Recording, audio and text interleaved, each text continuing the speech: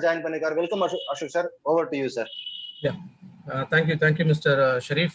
Good morning the entire team. Yes, definitely இந்த ஒரு 2 நாள்ல ஒரு பெரிய இன்சைட் உங்களுக்கு கிடைச்சிருக்கும் அப்படிங்கிற நம்பிக்கை வந்து எனக்கு இருக்கு. ஸோ அடுத்தது ஒரு பிசினஸ் ஆஸ்பெக்ட் அப்படிங்கிறதா இன்னைக்கு நம்ம பார்க்க போறோம். சரி, இப்போ வெஸ்டீஜ்ல பிசினஸ் பிளான் இல்லையா அப்படின்னா எக்ஸலண்டான ஒரு பிளான் இருக்கு. இன்ஃபேக்ட் தி பெஸ்ட் இந்த இண்டஸ்ட்ரினே அப்படின்னு சொல்லக்கூடிய ஆத்ம நிர்பார் சக்சஸ் பிளான் இது இருக்கு. ஸோ எவ்ரி லெவல்லையுமே வந்து இன்னைக்கு நம்ம ஜெயிக்கிறதுக்கான ஒரு விஷயம் அப்படிங்கிறது எஸ் கம்பெனி வந்து தொடர்ந்து கொடுத்துட்டு தான் இருக்காங்க. பட் இதை தாண்டி வந்து இப்போ நம்ம யோசிக்க வேண்டிய விஷயம், ரைட், இப்போ பிளான் இருக்கு, ப்ராடக்ட்ஸ் இருக்கு, இது எல்லாமே இருக்கு. பட் நம்ம வந்து பிசினஸ் எப்படி வந்து நம்ம ஸ்டார்ட் பண்ணி எப்படி நம்ம வந்து கொண்டு போகணும். ஏன்னா இந்த இண்டஸ்ட்ரியை பொறுத்த வரைக்கும், டைரக்ட் செல்லிங் அப்படிங்கிற இண்டஸ்ட்ரியை பொறுத்த வரைக்குமே இங்க என்ன சொல்றோம், ஏர்லி ரிட்டையர்மெண்ட் அப்படின்னு சொல்றோம். ஸோ ஏர்லி ரிட்டையர்மெண்ட் அப்படின்னா எஸ் ஒரு 5 years நீங்க வந்து ஒரு ஸ்ட்ராங்கா ஸ்டேபிளா கன்சிஸ்டண்டா இந்த இண்டஸ்ட்ரியில் நீங்க ஒர்க் பண்ணும்போது அது லைஃப் லாங் உங்களுக்கு வந்து மிகப்பெரிய ஒரு ரிட்டர்ன்ஸ் வந்து கொடுக்கக்கூடியதான் டைரக்ட் செல்லிங் இண்டஸ்ட்ரி. ஏன்னா இதுல நம்ம எந்த ப்ரொஃபஷனுக்கு வேணாலும் போயிருக்கலாமே, லைக் ஒரு ஜாபுக்கு போயிருக்கலாம், இல்லை வேற ஏதாவது பிசினஸ் பண்ணலாம். ஸோ அதெல்லாம் பண்ணும்போது என்ன ஆகுது, எவ்ரி மந்த் எவ்ரி இயர் நம்ம பண்ற ஆக்டிவிட்டிஸ் அப்படிங்கிறது அடுத்தடுத்து வந்து இன்னும் அதிகமாக தான் போகுமே தவிர அதுலேருந்து வந்து குறையாது.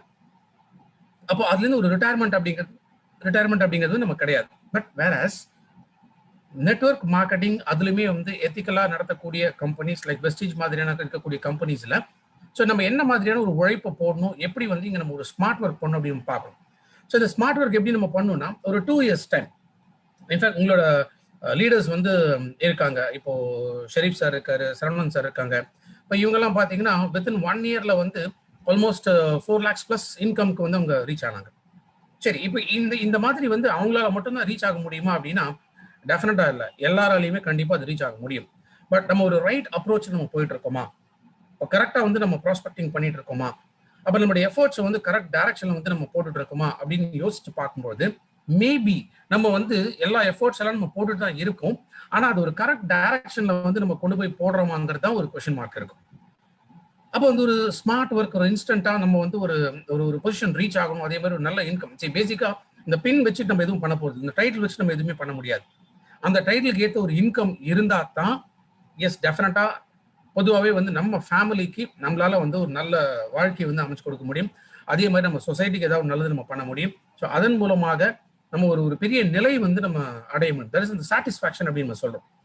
ஸோ இது ஏன் இந்த சாட்டிஸ்ஃபேக்ஷன்ங்கிறது ரொம்ப ரொம்ப இம்பார்ட்டன்ட். பிகாஸ் நம்மளால 4 பேர் நல்லா இருக்காங்களா, அந்த நல்லா இருக்காங்க இருக்கிறவங்க நம்மளை திரும்ப வாழ்த்தும் போது கிடைக்கக்கூடிய சந்தோஷம் எவ்வளவு பணம் சம்பாதிச்சாலும் நம்ம கிடைக்க போறது கிடையாது. அப்போ நிறைய பேருக்கு நம்ம கரெக்டான ஒரு லைஃப் கொடுக்கணும், அதன் மூலமா தான் நம்மளும் வந்து க்ரோ ஆக போறோம். பிகாஸ் இன்னைக்கு எத்தனையோ கான்செப்ட்ஸ் வந்து நீங்க மார்க்கெட்ல பார்க்கலாம். ஸோ அதெல்லாம் பார்க்கும்போது இனிஷியலா நமக்கு வந்து ரொம்ப ரொம்ப நல்லா தோணும். பைனரி கான்செப்ட்லாம் எடுத்துங்களேன். அந்த பைனரி கான்செப்ட்ஸ்ல வந்து இன்ஸ்டன்டா மணி வந்து ஃப்ளோ ஆக ஆரம்பிக்கும். பட் ஒரு பீரியட் ஆஃப் டைம்க்கு அப்புறம் பார்த்தீங்கன்னா அதோட சஸ்டைனபிலிட்டி இருக்குமா அப்படின்னா ரொம்ப ரொம்ப ரிஸ்க் ஃபேக்டர்ஸ் வந்து ரொம்ப அதிகமாக இருக்கக்கூடியதா மற்ற பிளான்ஸ்ல. வேற இப்போ நம்மளுடைய பிளான் பொறுத்த வரைக்கும் என்ன சொல்றோம், இது வந்து ஸ்லோ அண்ட் ஸ்டடி அப்படிங்கிறது ஒரு பக்கம் இருந்தா கூட பட் அதுலயுமே நம்ம ரொம்ப ஸ்மார்ட்டான ஒரு இடத்துல வந்து நம்ம ஒர்க் பண்ணி ஆகணும். அப்போ ஒரு 2 years டைம், இப்போ ஷெரீப் சார் இல்ல சரவணன் சார் வந்து 1 year டைம்ல அதை முடிச்சு காமிச்சாங்க. பட் மேபி நம்ம ஒரு 2 years டைம் எடுத்துக்கலாம்னு வச்சுங்களேன். அந்த 2 years டைம்ல நம்ம கரெக்டான ரூட்ல கரெக்டான வழியில நம்மளுடைய ஸ்ட்ரக்சர் நம்ம வந்து கரெக்டா கொண்டு போனோம் அப்படின்னா எஸ் டெஃபினட்டா நம்மளால ஜெயிக்க முடியும். மினிமம் இன்னைக்குல ஒரு 1 lakh இன்கம் ஏர்ன் பண்றதுங்கிறது வெஸ்டீஜ்ல ஒரு கஷ்டமான விஷயமே கிடையாது. வெஸ்டீஜ்ல மேனேஜ்மெண்ட் எப்போதுமே சொல்லக்கூடிய ஒரு விஷயம் என்னன்னு கேட்டீங்கன்னா 1 lakh 1 year கிரவுன் டைரக்டர் இதுதான். அப்போ 1 lakh 1 year கிரவுன் டைரக்டர் இது எல்லாருமே அச்சீவ் பண்ணக்கூடிய ஒரு விஷயம் தான். அந்த இடத்துல நம்ம ஸ்லோவா போயிட்டு இருந்தோம் அப்படின்னா அந்த 1 yearல 1 lakh அச்சீவ்மெண்ட் அப்படிங்கிறது பாசிபிலிட்டி இல்லாம இருக்கும்.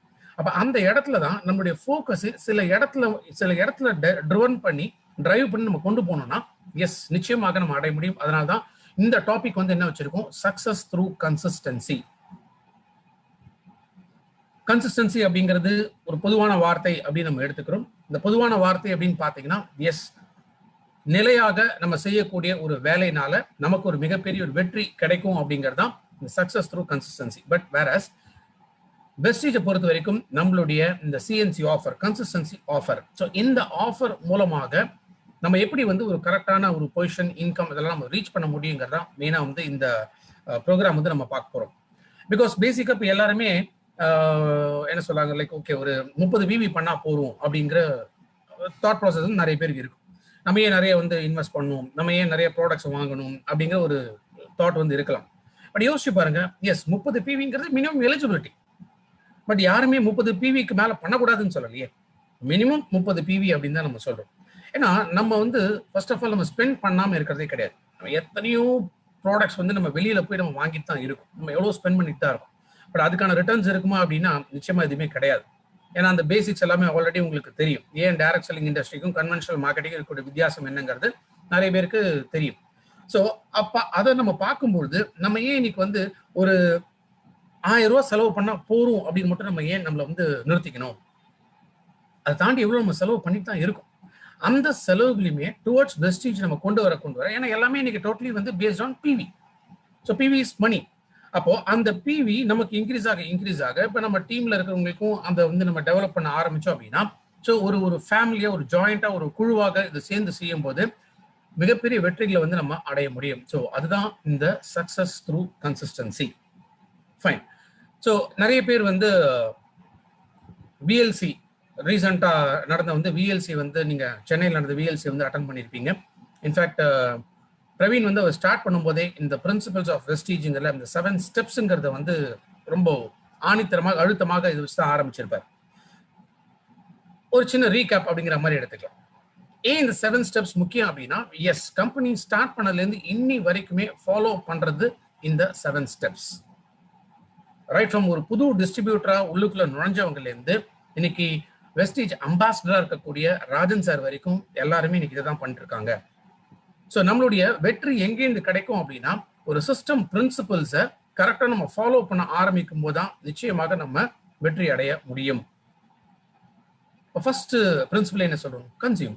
எஸ், இன்னைக்கு வெஸ்டீஜ்ல 350 ப்ராடக்ட்ஸ்க்கு மேல இருக்கு. இன்னும் நிறைய ப்ராடக்ட்ஸ் வந்துட்டே தான் இருக்க போகுது. பட் இத்தனை ப்ராடக்ட்ஸ் வந்து முதல்ல நம்ம யூஸ் பண்ண ஆரம்பிச்சிருக்கோமா? சரி, டெஃபினட்டா எல்லா மாசமும் எல்லா ப்ராடக்ட்டையுமே வந்து நம்ம வாங்கணுங்கிற அவசியம் கிடையாது. மேபி இன்னைக்கு நீங்க 1000 ரூபா அப்படிங்கிற இடத்துல வந்து நீங்க என்ன பண்ணலாம்? மேபி ஒரு 3500 5000 ரூபா அப்படிங்கிற மாதிரி நீங்க ப்ராடக்ட் நீங்க வாங்கலாம். அந்த 3500 500 5000 ரூபா அப்படிங்கும் போது நிறைய ப்ராடக்ட் இருக்கு. ஸோ மாசம் மாசம் நமக்கு தேவைப்படக்கூடிய எத்தனையோ ப்ராடக்ட்ஸ் வந்து வெஸ்டீஜ்ல இன்னைக்கு நம்ம கிடைச்சிட்டு தான் இருக்கு. முதல்ல நம்ம பயன்படுத்தணும். நம்ம பயன்படுத்தினாதான் மற்றவங்களுக்கு அதோட பெனிஃபிட்ஸை வந்து நம்மளால சொல்ல முடியும். இன்ஃபேக்ட் இன்னைக்கு கூட ஒரு 2 பேர் வாட்ஸ்அப்ல எனக்கு ஒரு மெசேஜ் போட்டிருந்தாங்க. ஸோ ஒருத்தங்க என்ன சொல்லியிருந்தாங்கன்னா, வெஸ்லிம் பத்தி எக்ஸ்பிளைன் பண்ண சொல்லி எனக்கு வாட்ஸ்அப் போட்டிருந்தாங்க. சரி, ஃபர்ஸ்ட் ஆஃப் ஆல் ஒரு ப்ராடக்ட்டை பத்தி எக்ஸ்பிளனேஷன் வேணும் அப்படின்னா முதல்ல கால் பண்ணணும். வாட்ஸ்அப்ல ஒரு மெசேஜ் அனுப்பிச்சிட்டு வாய்ஸ் மெசேஜ் போட்டு ப்ளீஸ் எக்ஸ்பிளைன் வெஸ்லிம் அப்படின்னா, ஏன்னா வெஸ்லிம் நேற்று நீங்க கேட்டிருப்பீங்க இந்த இவ்வளோ டீடைல்ஸ். பட் இதெல்லாம் நான் வாட்ஸ்அப்ல வந்து ரெக்கார்ட் பண்ணியோ இல்லை வந்து டைப் பண்ணியோ அனுப்பிட்டு இருக்க முடியாது. அப்போ சந்தேகம் இருக்கா? டைரக்டா எனக்கு கால் பண்ணி கேட்கணும். ரெண்டாவது என்ன கேட்டாங்கன்னா, இதுக்கான எனக்கு டெஸ்டிமோனியல்ஸ்லாம் அனுப்புவீங்க அப்படின்னா, நான் சொன்ன டெஸ்டிமோனியல்ஸ்லாம் என்கிட்ட கிடையாது, உங்க அப்ளைன்ஸை கான்டாக்ட் பண்ணுங்க அப்படின்னு. ஏன் டெஸ்டிமோனியல்ஸ்? டெஸ்டிமோனியல்ஸுங்கிறது நம்ம வைக்க ஆரம்பிச்சோம்னா அடுத்தது நம்ம என்ன ஆயிரும்? பேஷண்ட் பின்னாடி தான் நம்ம போக ஆரம்பிப்போம். அதனால இங்க டெஸ்டிமோனியல்ஸ்க்கு நம்ம டெவலப் பண்றது கிடையாது. அடுத்து இன்னொருத்தர் வந்து ஒரு மெசேஜ் அனுப்பிச்சிருந்தார். என்ன அனுப்பிச்சிருந்தாருன்னா, சார் அவருக்கு வந்து அவங்க ரெஃபர் பண்ண ஒரு பேஷண்ட்டுக்கு வந்து மூட்டு வலி இருக்கு, சுகரும் இருக்குன்னாரு.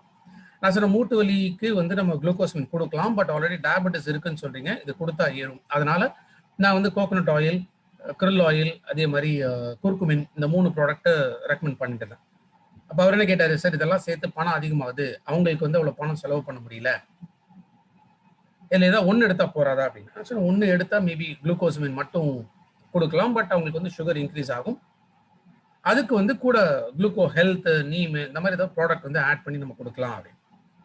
அடுத்து அவர் திரும்ப ஒரு மெசேஜ் போட்டிருந்தார். என்ன போட்டிருந்தார் அப்படின்னா, சார் அவங்களுக்கு வந்து கியூர் ஆனாதான் சார் நான் வந்து ஃபர்தர் அந்த பிஸ்னஸே நான் பண்ண முடியும். ஏன்னா அந்த ரிசல்ட் கிடைச்சாதான் அடுத்து இதில் நான் வந்து சக்ஸஸ்ஃபுல்லாக என்னால் கொண்டு போக முடியும் அப்படின்னு போட்டிருந்தாரு. நான் திரும்ப அதாவது அவருக்கு மெசேஜ் கொடுத்திருந்தேன். சார், ஒரு பேஷண்ட்டை கியூர் பண்ணுறதுக்கு ஃபர்ஸ்ட் ஆஃப் ஆல் நம்ம டாக்டர் கிடையாது, அதை நம்ம தெளிவாக புரிஞ்சுக்கணும். நீங்க ஒரு வாய்ஸ் மெசேஜ் தான் அனுப்பிச்சிங்க. ஸோ அந்த பேஷண்ட் எங்க இருக்காங்க, என்ன வயசு, என்ன மாதிரியான லைஃப் ஸ்டைல் இருக்காங்க, ஸோ இது எதுவுமே வந்து அதில் தெரியாது. அப்போ ஜென்ரலாக ஒரு ப்ராடக்ட் நீங்க கேட்டதுக்கு நான் ரெக்கமெண்ட் பண்ண முடியும், இவ்வளோதான் என்னால் பண்ண முடியும். அப்போ அதில் வந்து கியூர், அதாவது இந்த கியூருங்கிற வார்த்தை நியூட்ராசெட்டிகல்ஸ் இருந்தாலும் சரி, இல்லை ஃபார்மசெட்டிகல்ஸ் இருந்தாலும் சரி, எதுலையுமே நம்ம கியூர் அப்படிங்கிற வார்த்தையை நம்ம யூஸ் பண்ணக்கூடாது. ஏன்னா டிபெண்ட்ஸ். சில பேருக்கு 1 மந்த்ல ரெக்கவரி கிடைக்கலாம், சில பேருக்கு 3 மந்த்ஸ்ல இருக்கலாம், சில பேருக்கு 1 இயர் கூட ஆகலாம். இந்த இடத்துல என்ன சொல்றோம்? ரெக்கவரி அப்படின்னு தான் நம்ம சொல்றோம். சீக்கிரமா அவங்களுக்கு ரெக்கவரி ஸ்டேஜஸ்க்கு வந்துட்டாங்க அப்படின்னா is well and good, no problem. But இப்படி ஒரு டெஸ்டிமோனியல், அவர் சொன்ன ஒரு டெஸ்டிமோனியலுக்கு வந்து கியூர் ஆனா தான் நான் பிசினஸ் பண்ண அப்படிமா நான் சொல்லிட்டேன், நீங்க இந்த பிசினஸே பண்ண முடியாது. இப்படி ஒரு மைண்ட் செட்ல இருந்தீங்கன்னா வெஸ்டேஜ் பிசினஸ் பேஷண்ட்டை நோக்கி போற பிசினஸ் கிடையாது, இது வெல்னஸ் பிசினஸ். ஸோ வெல்னஸ் பிசினஸ்ல ஃபர்ஸ்ட் ஆஃப் ஆல் நீங்க முதல்ல ப்ராடக்ட்டை யூஸ் பண்ண ஆரம்பிங்க. ஸோ சப்ளிமெண்ட்ஸை பத்தி எதுவுமே தெரியாது, ஒரு maybe even soap, shampoo, paste, வெஸ்ட்ல என்ன ப்ராடக்ட்ஸ் இருக்கு அப்படிங்கிறதே நமக்கு தெரியல அப்படின்னா நம்ம எப்படி பிசினஸ் ஃபர்தரா டெவலப் பண்ண முடியும் சொல்லுங்க? அதனால தான் ஃபர்ஸ்ட் ப்ராடக்ட் நம்ம என்ன ஃபர்ஸ்ட் பிரின்சிபல் என்ன சொல்லணும்னா கன்சியூம். ஸோ மாசம் மாசம் ஒரு சேஞ்சஸ் கொடுத்துட்டே வாங்க. ஸோ எப்போ நீங்க 1000 ரூபாய் பிரேக் பண்ணி அதை தாண்டி மேல நீங்க போக ஆரம்பிக்கிறீங்களோ, எஸ் அப்போ வெரைட்டி ஆஃப் ப்ராடக்ட்ஸ் நீங்க ஃபர்ஸ்ட் என்ஜாய் பண்ண முடியும். ஏன்னா இன்னைக்கு நிறைய பேருக்கு சீனியர்ஸ்கே சொல்றேன், இப்போ ஒரு 3 months 6 months இந்த மாதிரி ஆனவங்க இல்ல, 5 வருஷம் 8 வருஷம் 10 வருஷம் இருக்கிறவங்களே இன்னைக்கு வந்து ஒரு கேனோடர்மா கேப்சூல் என்ன கலர்ல இருக்கும், ஒரு அலோவேரா கேப்சூல் என்ன கலர்ல இருக்கும், உள்ள பவுடர் என்ன கலர்ல இருக்கும், ஒரு ஃபிளாக்ஸ் ஆயில் வந்து கேப்சூல் வந்து எப்படி இருக்கும், நிறைய பேர் இன்னைக்கு தெரியாது. ஏன்னா ஃபர்ஸ்ட் ஆஃப் ஆல் அவங்களே ப்ராடக்ட்ஸ் யூஸ் பண்ணது கிடையாது. இப்போ அஷூர் நேச்சுரல்ஸ் அப்படிங்கிற ப்ராடக்ட்ஸ் இருக்கு. அஷூர் நேச்சுரல்ஸ் யார் வேணா யூஸ் பண்ணக்கூடிய ப்ராடக்ட்ஸ். ஸோ அந்த ப்ராடக்ட்டை நம்ம யூஸ் பண்ணியிருக்கவே மாட்டோம். அது யூஸ் பண்ணாதான் அதோட பெனிஃபிட் என்ன அப்படிங்கிறது நம்மளால சொல்ல முடியும்.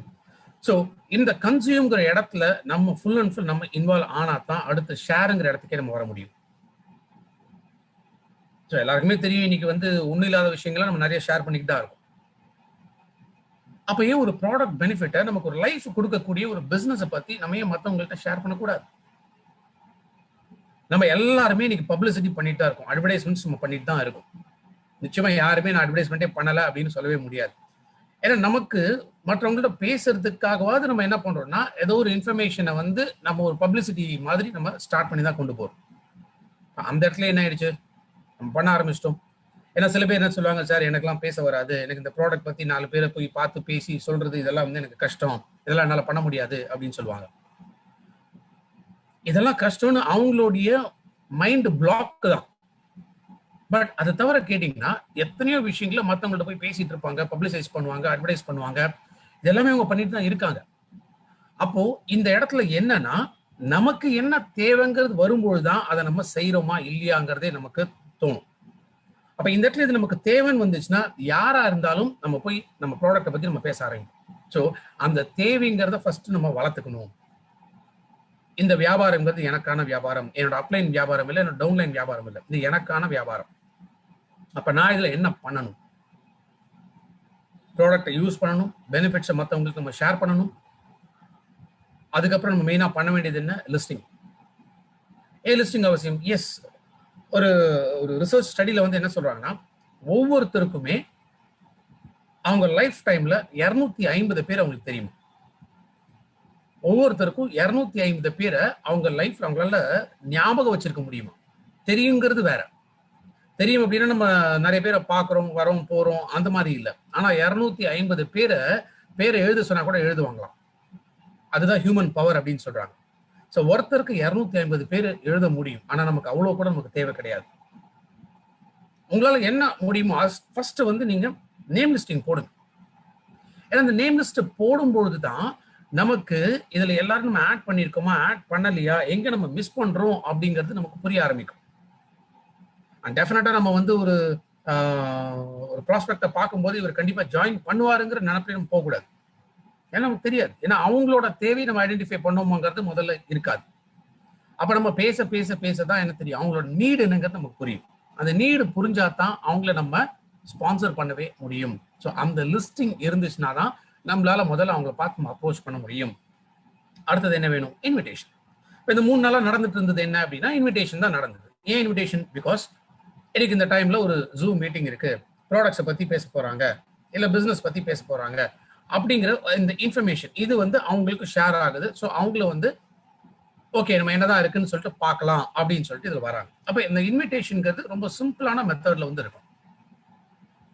இன்ஃபேக்ட் நிறைய சக்சஸ்ஃபுல் லீடர்ஸ்லாம் வந்து பாத்தீங்கன்னா போஸ்டர்ஸ் வந்து கொடுப்பாங்க. இன்விடேஷன் வந்து சின்னதா ஒரு நோட்டீஸ் மாதிரி எடுத்து டீம்ல வந்து கொடுத்து அவங்க மூலமா அதை நிறைய பேருக்கு வந்து கொண்டு போய் கொடுக்க சொல்லுவாங்க.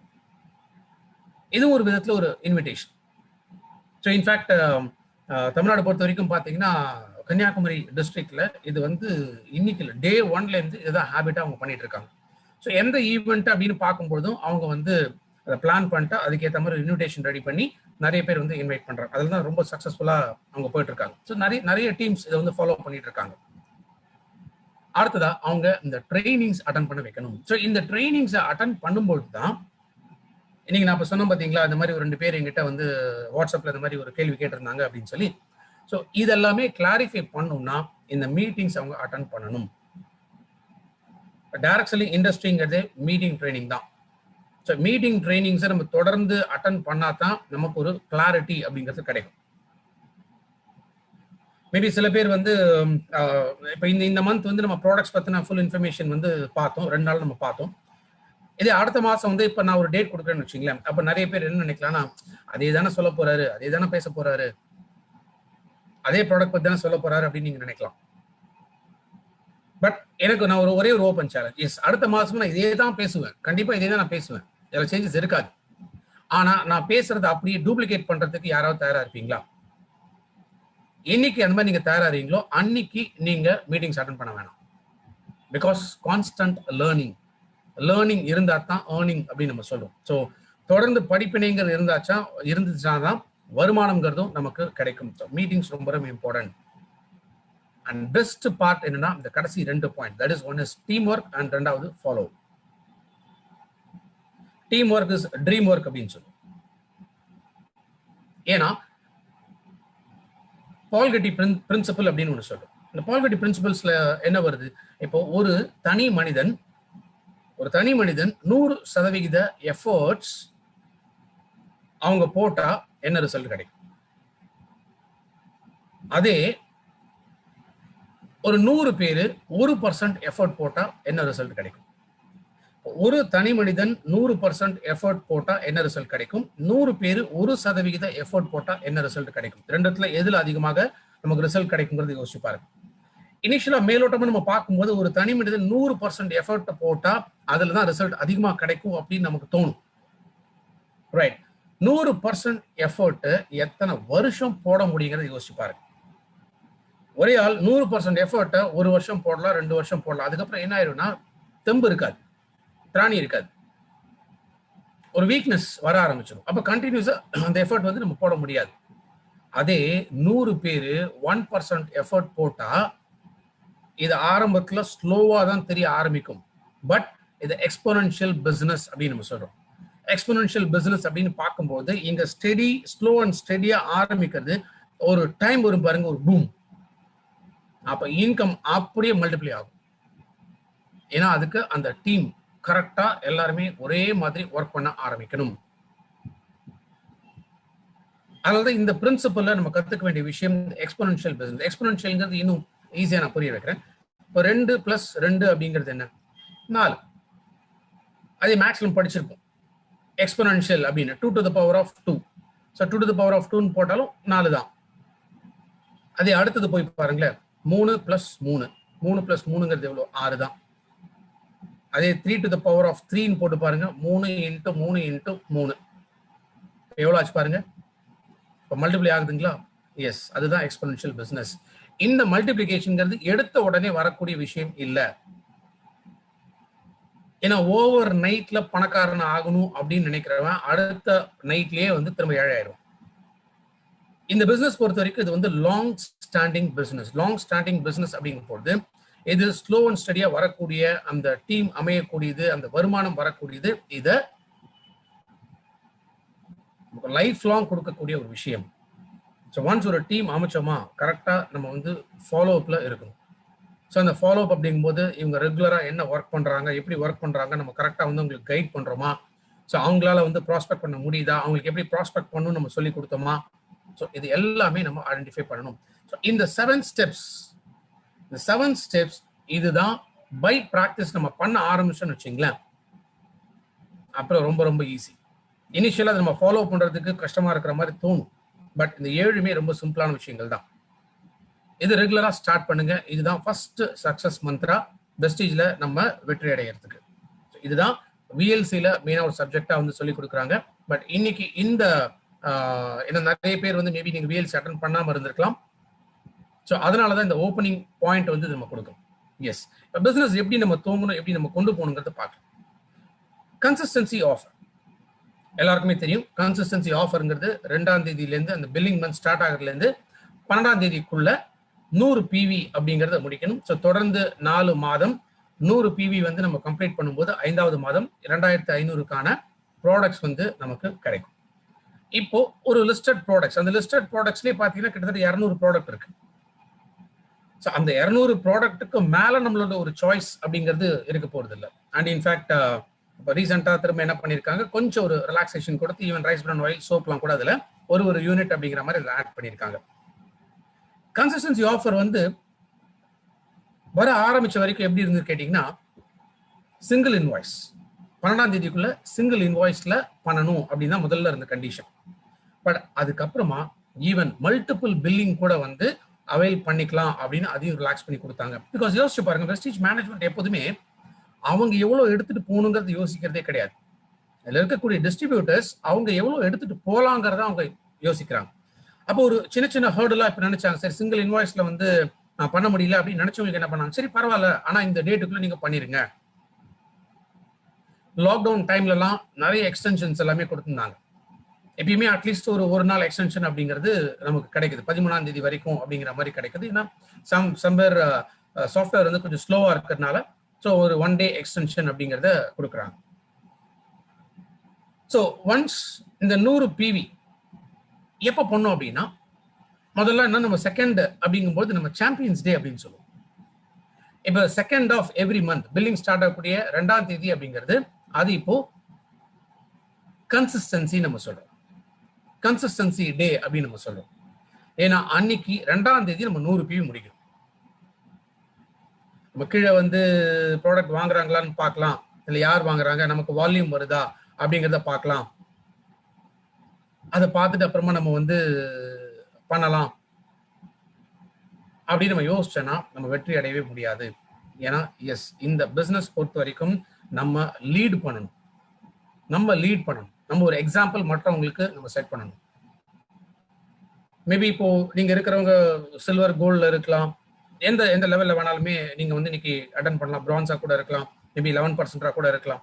ஸோ வாட், இந்த பிசினஸ் நம்ம க்ரோ ஆகணுங்கும் போது நம்ம ஃபர்ஸ்ட் ஆஃப் ஆல் நம்மளுடைய கமிட்மெண்ட்டை நம்ம முடிச்சிடணும். அப்ப 2ஆம் தேதி சிஎன்சி டே அப்படிங்கும்போது அன்னைக்கு நம்மளுடைய 100 பிவியை நம்ம கம்ப்ளீட் பண்ணிடணும்.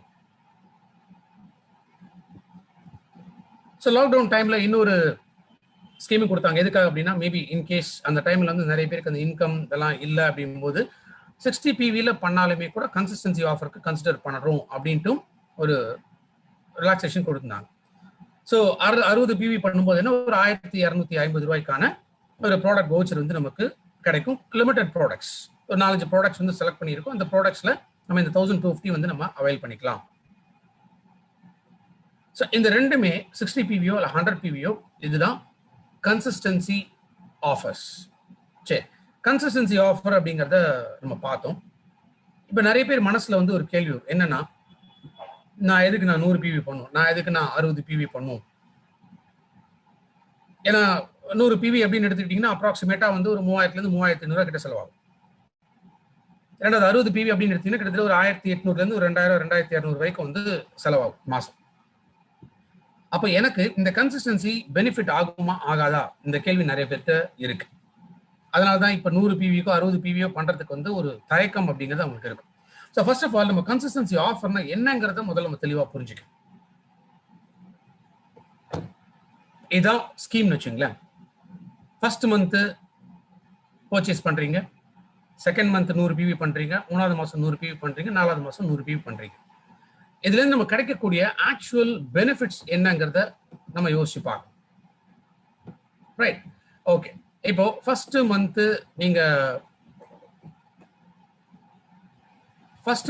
இப்போ நீங்க வந்து 100 பிவி பண்றீங்க. சரி, அப்ராக்சிமேட்லி நான் 3000 ரூபாய் அப்படிங்கிறது நான் போட்டிருக்கேன்.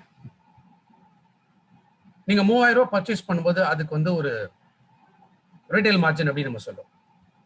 ஸோ ரீட்டைல் மார்ஜின் ஒரு அப்ராக்சிமேட்டா ஒரு 500 அப்படிங்கிறது கிடைக்கும்.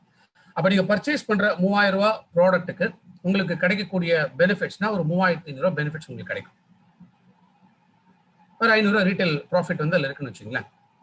அடுத்ததா இந்த 3000 ரூபாய்க்கு நீங்க பர்ச்சேஸ் பண்றதுல ரீபர்ச்சேஸும் இன்க்ளூட் ஆகுதுங்களா? ஸோ அதில் ஒரு 10% உங்களுக்கு கிடைக்குமா? எஸ். அப்போ ஒரு 3000 ரூபாய் நீங்கள் வாங்குங்க, 10% மார்ஜின் அதில் நமக்கு கிடைக்கும். ஸோ 300 ரூபாய்க்கான ஒரு பெனிஃபிட் வந்து நமக்கு கிடைக்குது. அடுத்தது பார்த்தீங்கன்னா போனஸ். போனஸ் இப்போ ஒரு 5%லேருந்து 11% வரைக்கும் இருக்காங்க. பிஸ்னஸ் உள்ளுக்குள்ள வராங்க, ஸோ ஸ்டார்ட் பண்ணுறாங்களா, இப்போ அப்ராக்சிமேட்டாக 200 ரூபா அவங்களுக்கு வந்து போனஸ் கிடைக்கும். இது வந்து முதல் மாதம் 500, 300, 200 இது வந்து முதல் மாதம் கிடைக்கக்கூடிய பெனிஃபிட். ஸோ இதுதான் 4 மாதம் நம்ம பண்ண போகிறோம். இப்போ 4 மாசத்துல ரீட்டைல் ப்ராஃபிட் என்ன ஆகுது? ஒரு 2000 ரூபா கிடைக்கும். ஆஃபர் ப்ராடக்ட் பொறுத்த வரைக்கும் ஒரு 1800 ரூபா மதிப்புள்ள ப்ராடக்ட்ஸ் வந்து நமக்கு கிடைக்கும். போனஸ் பார்த்தீங்கன்னா 800 ரூபா போனஸ்.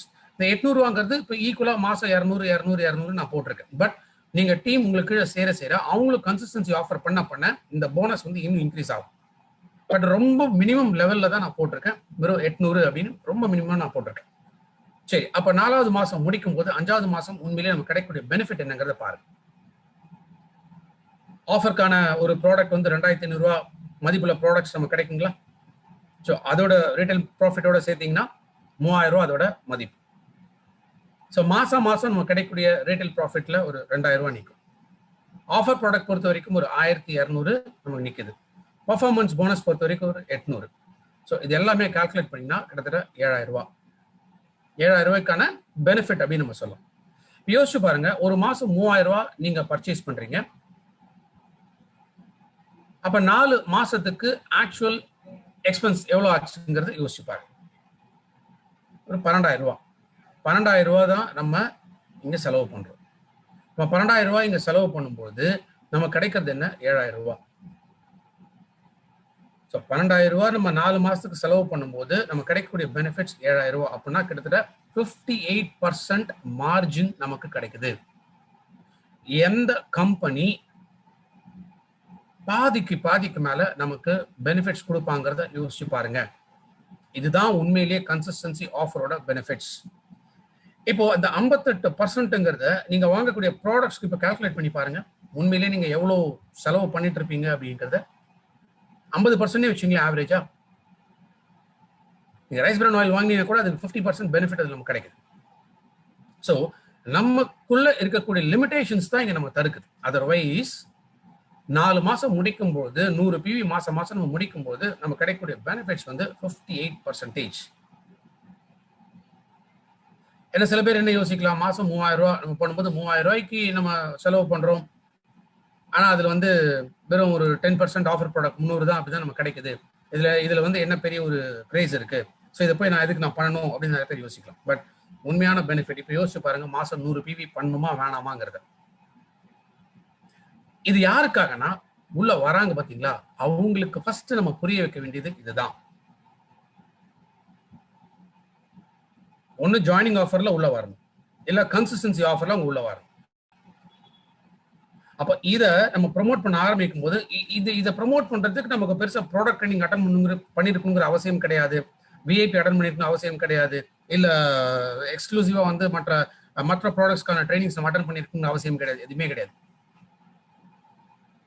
வீட்டுக்கு தேவையான பொருட்கள் வாங்க போறாங்க. அந்த வீட்டுக்கு தேவையான பொருட்களை அவங்க ரெகுலரா பண்றதுக்கு இந்த பெனிஃபிட் இவ்வளவு இருக்குங்கிறத நம்ம புரிய வச்சோம்னா ஆட்டோமேட்டிக்கா அவங்க வாங்குறதுக்கு தயாரா இருப்பாங்க. அப்ப அந்த மாதிரி நம்ம ஜாயினிங் கொண்டு வரும்போது எஸ், அவங்களுக்கும் இதுல கிடைக்கக்கூடிய பெனிஃபிட்ஸ் நம்மளால புரிய வைக்க முடியும். ரைட். இப்ப இது வந்து ஜாயின் பண்ற இடத்துல அப்படின்னு நம்ம பார்த்தோம். ஸோ ஒருத்தர் வந்து ஒரு ஜாயினிங் பண்ணியாச்சு, ஜாயினிங் வந்து அவர் ஆக்டிவ் பண்ணியாச்சு. ஆக்டிவ் பண்ணிட்டு அவர் அடுத்து பண்ண வேண்டியது இந்த கன்சிஸ்டன்சி ஆஃபர். ஏன்னா ஆக்டிவ் மெம்பருக்கு அப்புறமா தான் இது வந்து ரீபர்ச்சேஸ் நம்ம சொல்றோம். ஸோ அவங்க அந்த ஜாயினிங் ஆஃபர் ஆர் அவங்களோட மெம்பர்ஷிப் வந்து அவங்க என்ட்ரி போட்டதை அவங்க ஆக்டிவ் பண்ணணும். ஜாயினிங் ஆக்டிவ் ஆன பிறகு அவங்க இதை வந்து ஸ்டார்ட் பண்ணலாம். ஸோ இதை தான் நீங்க மெயினா அவங்களுக்கு ஹைலைட் பண்ணி புரிய வைக்கணும். ஃபைன். இப்போ அடுத்தது இந்த பிசினஸ்க்குள்ள என்ட்ரி வந்தாச்சு, கன்சிஸ்டன்சி ஆஃபர் நம்ம ஸ்டார்ட் பண்ணியாச்சு. அடுத்து நம்ம ஃபோக்கஸ் எங்க இருக்கணும்? இப்போ எல்லாருக்குமே தெரியும், 1லேருந்து 599 வரும்போது 5% கிடைக்கும். அப்புறம் 600லேருந்து 2499 அப்படிங்கும்போது தான் 8% நம்ம போறோம். சரி, இந்த பிவி நம்ம எப்போ ரீச் பண்ணுவோம் அப்படின்னா கொஞ்சம் கஷ்டமான விஷயம். அதாவது 8% போறதுக்கே நிறைய பேர் என்ன பண்ண 4 மாசம் 5 மாசம் 6 மாசம் கூட எடுப்பாங்க. பட் என்ன பொறுத்த வரைக்கும் நீங்க உள்ள வரும்போது first of all straight away fast start 8% முடிக்கணும். ஃபாஸ்ட் ஸ்டார்ட் 8%ங்கிறது என்ன? அப்ராக்சிமேட்டா 282 பிவி அப்படிங்கிறது வரும்.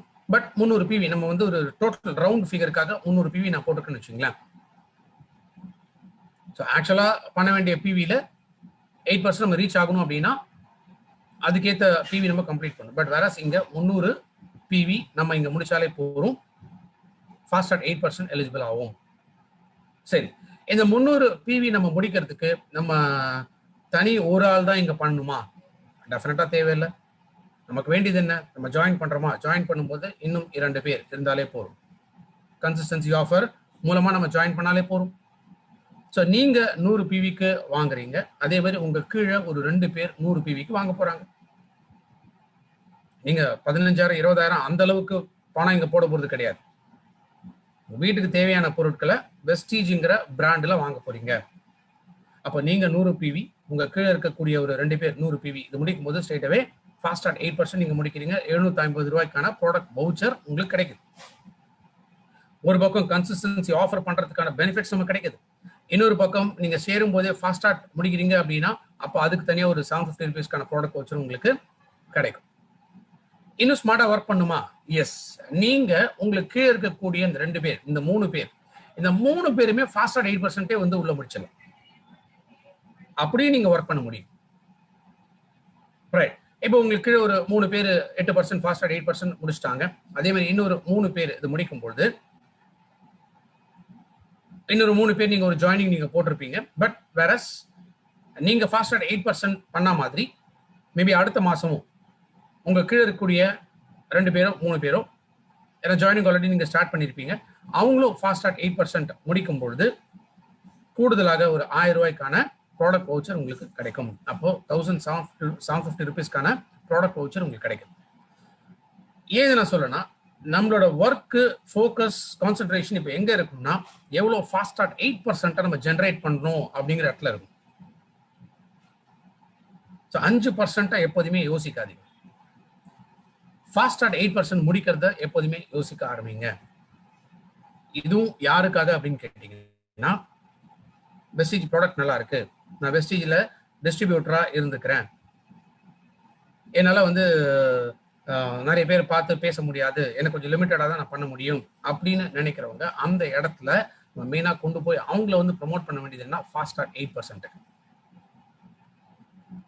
ஸோ இதுதான் பிசினஸ் ஸ்மார்ட் ஒர்க் அப்படின்னு நம்ம சொல்லக்கூடியது.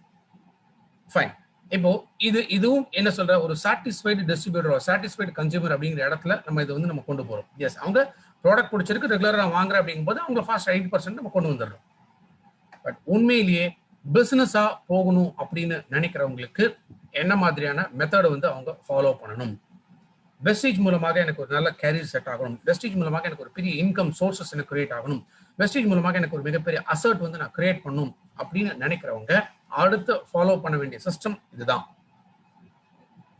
ஸோ கன்சிஸ்டன்சி ஆஃபர்ங்கிறது உள்ள ஒரு என்ட்ரி பாயிண்ட்ல வரக்கூடிய ஒரு டிஸ்ட்ரிபியூட்டருக்கு, அடுத்தது ஃபாஸ்ட் ட்ராக் 8% சைமல்டேனியஸா அடுத்து அவங்க முடிக்க வேண்டியது ஃபாஸ்ட் ட்ராக் 8%.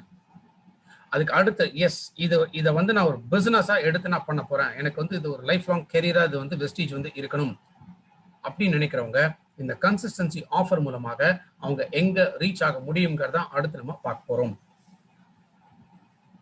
இதுக்கு நம்ம பண்ண வேண்டியது முக்கியமான ஒரு வேலை என்னன்னா, நம்ம கீழே ஒரு 6 பேர். எனக்கு தெரிஞ்சு வெஸ்டீஜ் ஸ்டார்ட் பண்ணதுலேருந்து இன்னி வரைக்குமே சொல்லிட்டு இருக்க ஒரு விஷயம் என்னன்னு கேட்டீங்கன்னா, நமக்கு கீழே 6 பேர். இது 6 பேர் நிறைய பேர் பண்ற தப்பு என்னன்னு கேட்டீங்கன்னா, நீங்க உங்களுக்கு ஒரு 6 லைன் போடுங்க அப்படின்னா மொத்தமே 6 லைன் தான் போடுறாங்க. இந்த மொத்தமே 6 லைன் போட்டா என்ன ஆகும்? 2 காணாம போயிடும், 2 ஓடி போயிடும், 2 செத்து போயிடும். அப்ப திரும்ப திரும்ப நம்ம லைனை புதுசா கொண்டு வரதுலயே நம்ம டைமை வேஸ்ட் பண்ணிக்கிட்டே இங்க இருக்கும். இந்த 6 பேர் யாரா இருக்கணும் அப்படின்னா ஒர்க்கிங் லைன்ஸா இருக்கும். யார் ஒர்க்கிங் லைன்? இப்ப நீங்க வெஸ்டீஜ்குள்ள எதுக்காக நீங்க வந்தீங்க? எங்க இன்கம் ஏர்ன் பண்ணும் அப்படிங்கிறது. ஸோ ஹெல்த் அண்ட் வெல்த் இது ரெண்டுமே வெஸ்டீஜ் இருந்து எனக்கு கிடைக்கணும் அப்படிங்கிறதுக்காக நீங்க வெஸ்டீஜ் ஜாயின் பண்ணீங்க. அப்போ இங்கேருந்து அந்த வெல்த் வேணும், எனக்கு இன்கம் வேணும் அப்படின்னு நீங்க நினைக்கிற மாதிரி, நீங்க ஒர்க் பண்ண தயாரா இருக்கிற மாதிரி உங்களுக்கு கீழே இருக்கக்கூடிய இந்த 6 பேரும் அந்த மாதிரி தயாரா இருக்கும். அப்போ இந்த 6 பேர், இந்த 6 ஒர்க்கிங் லைனை நீங்க கொண்டு வரணும் அப்படின்னா நீங்க 6 பேரை ஸ்பான்சர் பண்ணா அது நடக்காது. நீங்க ஸ்பான்சர் பண்ண வேண்டியது ஒரு 12 பேர் ஆச்சு. ஸோ டபுள் அப்படி கொண்டு வரும்போது தான் அதுல நம்ம ஃபில்டர் பண்ணி என்ன பண்ண முடியும், ஒரு 6 ஒர்க்கிங் லைனை நம்ம தக்க வைக்க முடியும். ஸோ நீங்க உங்களுக்கு இருக்கக்கூடிய 6 ஒர்க்கிங் லைன்ஸ் இதான் ஒரு டீம். இந்த டீம் தான் அடுத்தது இப்ப ரோல் அவுட் பண்ண ஆரம்பிக்கணும். இப்போ யோசிச்சு பாருங்க, நீங்க உங்க டீம்ல இருக்கக்கூடிய இந்த 6 பேர் மொத்தம் 7 பேர் 100 பிவி வந்து பண்ண ஆரம்பிக்கிறத கன்சிஸ்டன்சி ஆஃபர் நீங்க ஸ்டார்ட் பண்றீங்க. என்னாச்சு, 700 பிவி வந்து ஜெனரேட் ஆயிடுச்சு. இது முதல் மாசம்னு வச்சுங்களேன். முதல் மாசம் நீங்க ஜாயின் பண்ணி இந்த 6 லைன்லாம் உங்களுக்கு செட் பண்ணி நீங்க கன்சிஸ்டன்சி ஸ்டார்ட் பண்ணும்போது ஃபர்ஸ்ட் மந்த் கிடைக்கக்கூடிய பெனிஃபிட்ஸ் 700 பிவி நீங்க முடிக்கும் போது உங்க பர்ச்சேஸ்க்கு ஒரு ரீட்டைல் மார்ஜின் ஒரு 500 ரூபாய் கிடைக்குதா? ரீபர்ச்சேஸ் ஆஃபர் அது ஒரு 250. பர்ஃபார்மன்ஸ் போனஸ் ஃபாஸ்ட் ஸ்டார்ட் 8% முடிச்சிருக்கீங்க. ஸோ ஒரு 468. ஃபாஸ்ட் ஸ்டார்ட் வவுச்சர் ஒரு 750. ஸோ டோட்டல் பெனிஃபிட் அப்படின்னு பார்த்தீங்கன்னா 1968. இன்ஃபேக்ட் இந்த 6 நியூ ஜாயினிங் ஆஃபருங்கிறது இந்த மாசத்துலேருந்து இல்லை, இந்த மாசத்துல இல்லை. மேபி அது அடுத்த மாசத்துல இந்த கம்பெனி திரும்ப கொண்டு வருவாங்களா என்னங்கிறது தெரியாது. பட் லாஸ்ட் மந்த் வரைக்கும் இந்த நியூ ஜாயினிங் அதுக்கான ஒரு ஸ்பெஷல் வவுச்சர் 2500 ரூபாய்க்கு இருந்தது. 6 பேர் நியூ ஜாயினிங் வித் கன்சிஸ்டன்சி ஆஃபர்ல உள்ள வரும்போது 2500 அதே மாசமே உங்களுக்கு 2500க்கான ப்ராடக்ட் வவுச்சர் உங்களுக்கு கிடைக்கும். அது இப்போ இல்லை. ஸோ அது இருந்திருந்தா இந்த 4468ங்கிறது உங்களுக்கு டோட்டலா கிடைக்கக்கூடிய பெனிஃபிட்ஸ். ஸோ 1968ங்கிறது அது இல்லாம கிடைக்கக்கூடிய ஒரு பெனிஃபிட் வச்சுக்கலாம். சரி, நீங்களும் உங்களுக்கு இருக்கக்கூடிய இந்த 6 பேர் இதான் ஒரு டீம் அப்படின்னு நான் சொன்னேன். நீங்க பண்ண வேண்டிய வேலை, இந்த 7 பேரும் சேர்ந்து ஒரு டீமா சேர்ந்து பண்ண வேண்டிய ஒரு வேலை ரொம்ப ரொம்ப இம்பார்ட்டன்ட். என்னன்னா, 2வது மாசம் ஆளுக்கு ஒருத்தருக்கு வெஸ்டேஜ் பிசினஸ் வித் கன்சிஸ்டன்சி ஆஃபரோட கொடுக்கும். புரிஞ்சுதுங்களா? ஆளுக்கு ஒருத்தருக்கு கன்சிஸ்டன்சி ஆஃபரோட வெஸ்டேஜ் பிசினஸ் வந்து நீங்க கொடுக்கணும். இப்போ என்னாச்சு, 7 பேர் இருந்த உங்க டீம் வந்து இப்போ 14 பேரா இப்போ மாறி இருக்கு. 14 பேரும் 100 பிவி பண்ணா என்ன நடக்கும், கன்சிஸ்டன்சி ஆஃபர் பண்ணா என்ன நடக்குங்கிறத யோசிச்சு பாருங்க. ஸோ உங்களோட டோட்டல் பிசினஸ் என்னாச்சு, இப்போ 1400 பிவி ஆயிடுச்சு. ஸோ இதுல ஒரு ரீட்டைல் ப்ராஃபிட் நீங்க பண்றதுக்காக ஒரு 500 கிடைக்கும். அதே மாதிரி ஒரு ரீபர்ச்சேஸ் ஆஃபர் கிடைக்குது. பர்ஃபார்மன்ஸ் போனஸ் 8%ல இருப்பீங்க. பிகாஸ் செகண்ட் மந்த் அந்த வால்யூம்குள்ள அது அதே ரேஞ்சில் தான் இருக்கும். ஸோ 846 பர்ஃபார்மன்ஸ் போனஸ் கிடைக்குது. ஸோ டோட்டலாக நமக்கு கிடைக்கிற பெனிஃபிட்ஸ் 1596. ஏன் ஃபர்ஸ்ட் மந்த் அதிகமா இருக்கு, செகண்ட் மந்த் ஏன் அதிகமா இல்லைன்னா, அந்த 750 ரூபாய்க்கான ப்ராடக்ட் வவுச்சர் ஒரு டைம் தான். ஸோ செகண்ட் டைம் அது கிடைக்காது. ஸோ 2வது மாசம் இந்த 14 பேர் உங்க டீம்ல வந்து இப்போ இருக்கீங்க. இதை பார்க்கும்போது இதுல ஒரு பெரிய அட்ராக்ஷன் இல்லையே, இதை வச்சுட்டு எப்படி நம்ம பிசினஸ் கொண்டு போகிறது, நம்ம இவ்வளோ ஒர்க் பண்றோம், ஒரு 14 பேர் இருக்கும், 14 பேர் 100 பிவி வந்து முடிக்க வச்சு நமக்கு பெரிய ஒரு பெனிஃபிட் இல்லையே அப்படின்னு நினைக்கலாம். எப்போதுமே slow and steady wins the race அப்படிங்கிற மாதிரி நம்ம போடக்கூடிய எஃபர்ட்ஸ் ஆரம்பத்துல கம்மியாக தான், ரிட்டர்ன்ஸ் வந்து கம்மியாக தான் தெரியும். எஃபர்ட் அதிகமா இருக்கும், ரிட்டர்ன்ஸ் வந்து கம்மியா இருக்கும். அதே இதை பில் பண்ண என்ன ஆகும்னா, எஃபர்ட் குறைஞ்சிக்கிட்டே வரும், ரிட்டர்ன்ஸ் மல்டிப்ளை ஆகிட்டே இருக்கும். ஏன்னா ஒரு பக்கம் பிசினஸும் எக்ஸ்போனன்ஷியல், நீங்க வந்து உள்ளுக்குள்ள கொண்டு வரக்கூடிய நபர்கள் வந்து அது எக்ஸ்போனன்ஷியலா போவாங்க. ஏன்னா நம்ம கீழே கீழே கீழே கீழே கீழே யார் யார் சேராங்க நமக்கு தெரியாம இருக்கலாம். பட் நிறைய பேர் மக்கள் உள்ள வர வர வர அது எக்ஸ்போனன்ஷியல் growth வந்து கொடுக்கக்கூடியது. அப்போ எஃபர்ட் கம்மியாகும், ரிட்டர்ன்ஸ் இன்கம் மல்டிப்ளை ஆகும். 3வது மாசம் நீங்க பண்ண வேண்டியது ஒரே ஒரு வேலை தான்,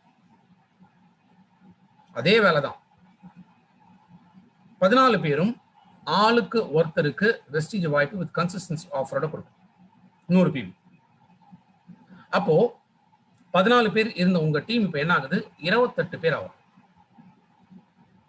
3வது மாசத்துல 28 பேர் 100 பிவி வந்து கம்ப்ளீட் பண்ணும்போது 2800. 100 பிவி எப்ப கம்ப்ளீட் பண்ணும், 2ஆம் தேதியே கம்ப்ளீட் பண்ணும், கன்சிஸ்டன்சி டே அன்னைக்கே கம்ப்ளீட் பண்ணும். ஸோ 2800 உங்க டோட்டல் பிசினஸ் வால்யூம், இந்த பிவி வந்து இங்க நடந்திருக்கும். இப்போ இது கிடைக்கக்கூடிய பெனிஃபிட்ஸ் எவ்வளோன்னு பார்த்தீங்கன்னா, ஒரு ரீட்டைல் மார்ஜின் ஒரு 500, ரீபர்ச்சேஸ் ஒரு 250 அண்ட் பர்ஃபார்மன்ஸ் போனஸ் அடுத்து 10%க்கு மூவ் பண்ணிடுறீங்க. So 3rd month 10%. ஸோ டோட்டலாக கிடைக்கக்கூடிய பெனிஃபிட்ஸ் எவ்வளோன்னு கேட்டிங்கன்னா 3522. ஸோ ஃபர்ஸ்ட் 2 மாசம் நம்ம பார்க்கும்போது ஒண்ணுமே இல்லாத மாதிரி நமக்கு தெரிஞ்சுது. 2வது மாசம் 1500ன்னு தெரிஞ்சு. அதே 3வது மாசம் என்னாச்சு, ஆல்மோஸ்ட் டபுள். 3522. இது ஒரு அப்ராக்சிமேட்டான ஒரு ஃபிகர்ஸ் தான். இது எக்ஸாக்ட் ஃபிகர்ஸ் அப்படின்னு சொல்ல முடியாது. ஏன்னா இந்த வால்யூம் எப்படி ஏறுதோ அதை பொறுத்து இருக்கு. ஒரு ஜெனரல் அசம்ஷன்ஸ்ல இந்த கால்குலேஷன்ஸை ஆக்சுவலாக கொடுத்துருக்கு. 4வது மாசம் நீங்க என்ன பண்ணும்? அதே வேலை தான் பண்ணும். என்ன வேலை பண்ணும்? இப்போ 28 பேர் இருக்கக்கூடிய உங்க டீம்ல ஆளுக்கு ஒருத்தருக்கு கன்சிஸ்டன்சி ஆஃபரோட ஜாயின் பண்ணும். ஸோ ஒரு பக்கம் ஸ்பான்சரிங் நடக்கணும், ஸ்பான்சரிங்கோட கன்சிஸ்டன்சி ஆஃபரும் கம்பைன் ஆகணும். 100 PV வந்து அவங்க உள்ள வரணும். இப்போ என்ன ஆகும்? 28 பேர் இருக்கக்கூடிய உங்க டீம் இப்போ 56 பேரா மாறும். இப்போ எக்ஸ்போனென்ஷியல் எங்க நடக்குதுன்னு புரிஞ்சுதுங்களா? 56 பேர் உங்க டீம்ல இருக்கும்போது அதே 100 PV முடிக்கும் போது 5600 PV வந்து முடிக்கும் போது உங்களுக்கு கிடைக்கக்கூடிய டோட்டல் பெனிஃபிட்ஸ் 11,000 பிளஸ். ஏன்னா இதுல நீங்க 11% வந்துடுறீங்க. ஸோ 11% 4வது மாசமே நீங்க பிரான்ஸ் டைரக்டர் லெவலில் வந்து நீங்க கம்ப்ளீட் பண்ணிடுவீங்க. So France director level complete பண்ணி சைடு வால்யூம் நீங்க மெயின்டைன் பண்ணும்போது உங்களுக்கு பிரான்ஸ் டைரக்டர் போனஸ்க்கான அந்த 4% கூட சேர்ந்து வந்து உங்களுக்கு கிடைக்கும். அதனால 4வது மாசம் உங்க இன்கம் பார்த்தீங்கன்னா 11,000 பிளஸ் போகும். இப்போ அட்ராக்ஷன் கொஞ்சம் கொஞ்சமா தெரிய ஆரம்பிக்குதுங்களா? எஸ். 5வது மாசம் என்ன நடக்கும்? இதே வேலை தான் நீங்க பண்ணணும். நீங்க பிரான்ஸ் டைரக்டரா இருக்கீங்க. உங்க டீம்ல ஒவ்வொருத்தரும் இதே தான் பண்ணணும். என்னன்னா இன்னொருத்தருக்கு கன்சிஸ்டன்சி வாய்ப்பை வந்து அவங்க கொடுக்கணும். ஸோ கன்சிஸ்டன்சி ஆஃபர் மூலமாக இந்த வாய்ப்பை அவங்களுக்கு கிடைக்கும் பொழுது உங்க டீம்ல இப்ப 102 பேர் இருக்காங்க. 102 பேரும் 100 PV பண்ணும் பொழுது ஸோ அது retail profit, repurchase offer product, performance bonus, France director bonus எல்லாமே சேர்த்தீங்கன்னா 20,000 பிளஸ்.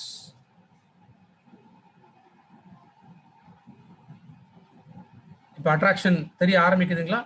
இப்போ வரக்கூடியது என்ன? 20,000 பிளஸ். ஸோ ஜஸ்ட் ஒரு 4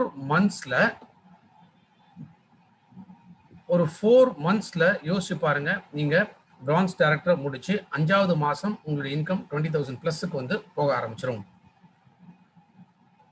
உண்மையிலே இங்க என்ன நடந்திருக்கு? இந்த பிசினஸ் இப்போ எக்ஸ்போனென்ஷியலா க்ரோ ஆயிருக்கு. எக்ஸ்போனென்ஷியலா இது க்ரோ ஆகும்பொழுது நீங்க எத்தனை பேரை நீங்க உண்மையிலே ஸ்பான்சர் பண்ணீங்கிறது யோசிச்சு பாருங்க. இப்ப 102 பேர் உங்க டீம்ல இருக்கு. அந்த 102 பேர் யாருங்கிறது உங்களுக்கு தெரியாமே இருக்கலாம். தெரிஞ்சுக்கணும் அவசியமே கிடையாது. ஆனா என்ன அவங்களுக்கு தெரியணும்? இந்த பிரின்சிபல் என்ன பண்ணணுங்கிறது மட்டும் அவங்களுக்கு நம்ம கத்து கொடுத்துட்டாலே போதும். 100 PV பண்ணும், ஃபினிஷ். அந்த 100 PV இப்ப நீங்க உங்க 100வது ஆளுக்கு நீங்க போய் வந்து சொல்ல மாட்டீங்க 100 PV பண்ணும் அப்படின்னு. ஆனா உங்களுக்கு கீழே இருக்கிற அவங்களுக்கு கீழே இருக்கிறவங்க பட் இப்ப என்ன ஆகணும்? ஒரே மெசேஜ் எல்லாருமே கொண்டு போகணும். 100 PV 60 கூட தேவையில்லை, 100 PV. இதை நம்ம பண்ணும்பொழுது 5வது மாசம் 20,000 நம்ம கிராஸ் பண்ண முடியும். உண்மையில இந்த 5 மாசத்துல நீங்க எத்தனை பேர் ஸ்பான்சர் பண்ணிருப்பீங்கன்னு நினைக்கிறீங்க? 5 பேர் தான் ஸ்பான்சர் பண்ணிருக்கீங்க. மாசத்துக்கு ஒருத்தர் தான் நீங்க ஸ்பான்சர் பண்ணிருக்கீங்க. அதே போலதான் உங்க டீம்ல ஒவ்வொருத்தரும் இன்னொருத்தருக்கு தான் இந்த ஸ்பான்சர் வந்து பண்ணிருக்காங்க 100 PVயோட. அப்ப என்னாச்சு? 5 மாசத்துல 5 பேர் தான் நீங்க வந்து ஸ்பான்சர் பண்ணிருக்கீங்க 100 PVல. பட் இப்போ சிஸ்டம் ரோல் அவுட் ஆக ஆரம்பிச்சிடுச்சு. ஸோ சிஸ்டம் இந்த 100 PV பண்ணுங்கிற சிஸ்டம் கரெக்டா ரோல் அவுட் ஆகி போகிறதுனால நம்ம கண்ணுக்கு தெரியாம நம்ம பெனிஃபிட்ஸ் இங்க டோட்டலா வளர்ந்துகிட்டே வருது. ரைட். இப்போ யோசிச்சு பாருங்க. 5 மாசம், இந்த 5 மாசத்துல நீங்க பிரான்ஸ் டைரக்டர் முடிச்சீங்க. உங்களுக்கு கீழே இருக்கக்கூடிய நபர்கள் ஆர் உங்களோட ஃப்ரண்ட் லைன் வச்சீங்களா, இந்த 6 பேர் உங்களோட front 6 strong lines, working lines, அவங்களும் இதே தானே நீங்க பண்ண சொல்லி கற்றுக் கொடுப்பீங்க. ஸோ இதே தானே அவங்களுக்கு இருக்கக்கூடியவங்களுக்கு வந்து கற்றுக் கொடுப்பாங்க. அப்போ 5 மாசத்துல நீங்க பிரான்ஸ் ஆகிற மாதிரி 6வது மாசம் உங்களுக்கு கீழே இருக்கிறவங்க அவங்களும் பிரான்ஸ் முடிப்பாங்களா? எஸ், பாசிபிலிட்டி இருக்கு. அப்போ 5 மாசத்துல நீங்க பிரான்ஸ் முடிச்ச மாதிரி 6வது மாசம் உங்க டீம், உங்க 6 பேர், உங்களுடைய டைரக்ட் லைன்ஸ், ஃப்ரண்ட் லைன்ஸ், இவங்க பிரான்ஸ் முடிச்சா அப்ப நீங்க யாருங்கிறத யோசிச்சு பாருங்க. 6 monthsல கிரவுன் டைரக்டர் முடிக்க முடியும். பெரிய குரூப்லாம் இல்லை, பெரிய டீம்லாம் கூட இல்லை, சிம்பிள் டீம் 6 பேர். இந்த 6 பேர் நடக்கக்கூடிய டூப்ளிகேஷன் 100 பேர், 102 100 பேர் வச்சுங்க ஆன் அன் ஆவரேஜ். ஸோ நீங்க ஒரு 3 months கிரவுண்ட் டைரக்டர் நீங்க மெயின்டைன் பண்ணும்பொழுது அந்த 8 விதமான வருமானத்திற்கும் எலிஜிபிள் ஆகிறீங்க. அப்போ உங்களுடைய இன்கம் 1 lakh பிளஸ் டெஃபினட்டா இருக்கும். மேபி நிறைய பேர் யோசிக்கலாம், சார் இதெல்லாம் வந்து அப்படியே மூட்டை மூட்டையா போட்டு சொல்றது ரொம்ப ஈஸி சார், பட் ப்ராக்டிக்கலா எல்லாம் பாசிபிள் இல்லை அப்படின்னு நிறைய பேர் மேபி நீங்க யோசிக்கலாம். ப்ராக்டிக்கலா இல்லை அப்படின்னு நினைக்கிறவங்க, இதெல்லாம் நடக்காது அப்படின்னு யோசிக்கிறவங்களுக்கு ஒரே ஒரு விஷயம் தான் நான் சொல்ல விரும்புறேன். பெஸ்ட் எதுக்காக வந்தீங்க? பணம் சம்பாதிக்க. கஷ்டம்னாலும் கஷ்டப்பட்டு தான் ஆகணும். கஷ்டப்பட்டாதான் அந்த ரிசல்ட் நம்ம கிடைக்கும் போது அதை நம்மளால அனுபவிக்க முடியும். ஈஸியா ஒரு விஷயம் நம்ம கிடைச்சிச்சு அப்படின்னா அதோட வேல்யூ நமக்கு புரியாது. ஸோ இந்த எஃபர்ட் நீங்க போடுங்க. அதனால தான் நான் சொல்றேன், அந்த ஃபர்ஸ்ட் 1 year டைம் ரொம்ப ரொம்ப இம்பார்ட்டன்ட். உங்க 6 working lines நீங்க கொண்டு வரது ரொம்ப ரொம்ப இம்பார்ட்டன்ட். சரி, இப்போ இது வந்து ப்ராக்டிகல் இல்லைன்னு சொல்றவங்களுக்கும் வந்து சில விஷயங்கள் நான் புரிய வைக்கிறேன். சரி, ஒன்றும் இல்லை, நீங்க 6 working line, இந்த 6 working லைனை கண்டுபிடிக்கிறதுக்கு 6 working லைனை நிக்க வைக்கிறதுக்கு முதல் 6 மாசம் எடுத்துங்க. முதல் 6 மாசம் எடுத்துங்க. 7வது மாசத்துலேருந்து இதை ஃபாலோ பண்ண ஆரம்பிங்க. கன்சிஸ்டன்சியை ஃபாலோ பண்ணி ஆரம்பிங்க. ஸ்டில் 12வது மாசம் நீங்க பிரான்ச் முடிக்க முடியுமா? இதே 4 மாச கணக்குன்னு வச்சுங்களேன், 5 மாச கணக்கு நீங்க வச்சிட்டீங்கன்னா 7, 8, 9, 10, 11 5 மாசம். 11வது மாசத்துல நீங்க பிரான்ச் இருப்பீங்க. இதே இந்த உங்களுக்கு இருக்கக்கூடிய இந்த 6 working லைனும் இதே அவங்க ஃபாலோ பண்ணும்போது என்ன ஆகும்? 12வது மாசம் நீங்க கிரவுண்ட் முடிக்க முடியும். அப்போ 1 yearலையும் கிரவுண்ட் முடிக்கலாம். ஸோ 3 months மெயின்டைன் பண்ணீங்கன்னா 8 விதமான வருமானம் எலிஜிபிள் ஆகும். So 1 lakh plus solid income கண்டிப்பா கிடைக்கும். இல்ல சார் இதுவும் நடக்காது அப்படின்னு நினைக்கிறீங்களா? ஒண்ணுமே பிரச்சனை இல்லை. 2 மாசத்துக்கு ஒரு ஒர்க்கிங் லைனை கொண்டு வாங்க. 2 மாசத்துக்கு ஒரு ஒர்க்கிங் லைன். ஒன் இயர் உங்களோட 6 ஒர்க்கிங் லைனை செட் பண்றதுக்கு எடுத்துங்க. No issues. ஆனா உங்க பிளான் என்னவா இருக்கணும்? இந்த கன்சிஸ்டன்சியை டிரைவ் பண்ணி கொண்டு போய் தான் இருக்கணும், வேற எதுவுமே இருக்கக்கூடாது. அப்போ 1 yearல உங்க 6 ஒர்க்கிங் லைன்ஸை ஃபிக்ஸ் பண்ணிட்டீங்க. அதுக்கப்புறம் நீங்க ஸ்டார்ட் பண்ணாலும் அடுத்த 6 மாசம் நீங்க கிரவுண்ட் டைரக்டர் முடிக்க முடியும். ஸோ 1.5 வருஷம் ஆனாலும் ground director with 1 lakh income, அதான் முக்கியம். இப்ப 100 PV எல்லாருமே கான்ஸ்டன்டா பண்ண ஆரம்பிச்சிட்டாங்க அப்படின்னா அப்ப நீங்க உங்க சைடு வால்யூம் பத்தி நீங்க பயப்பட வேண்டிய அவசியம் கிடையாது.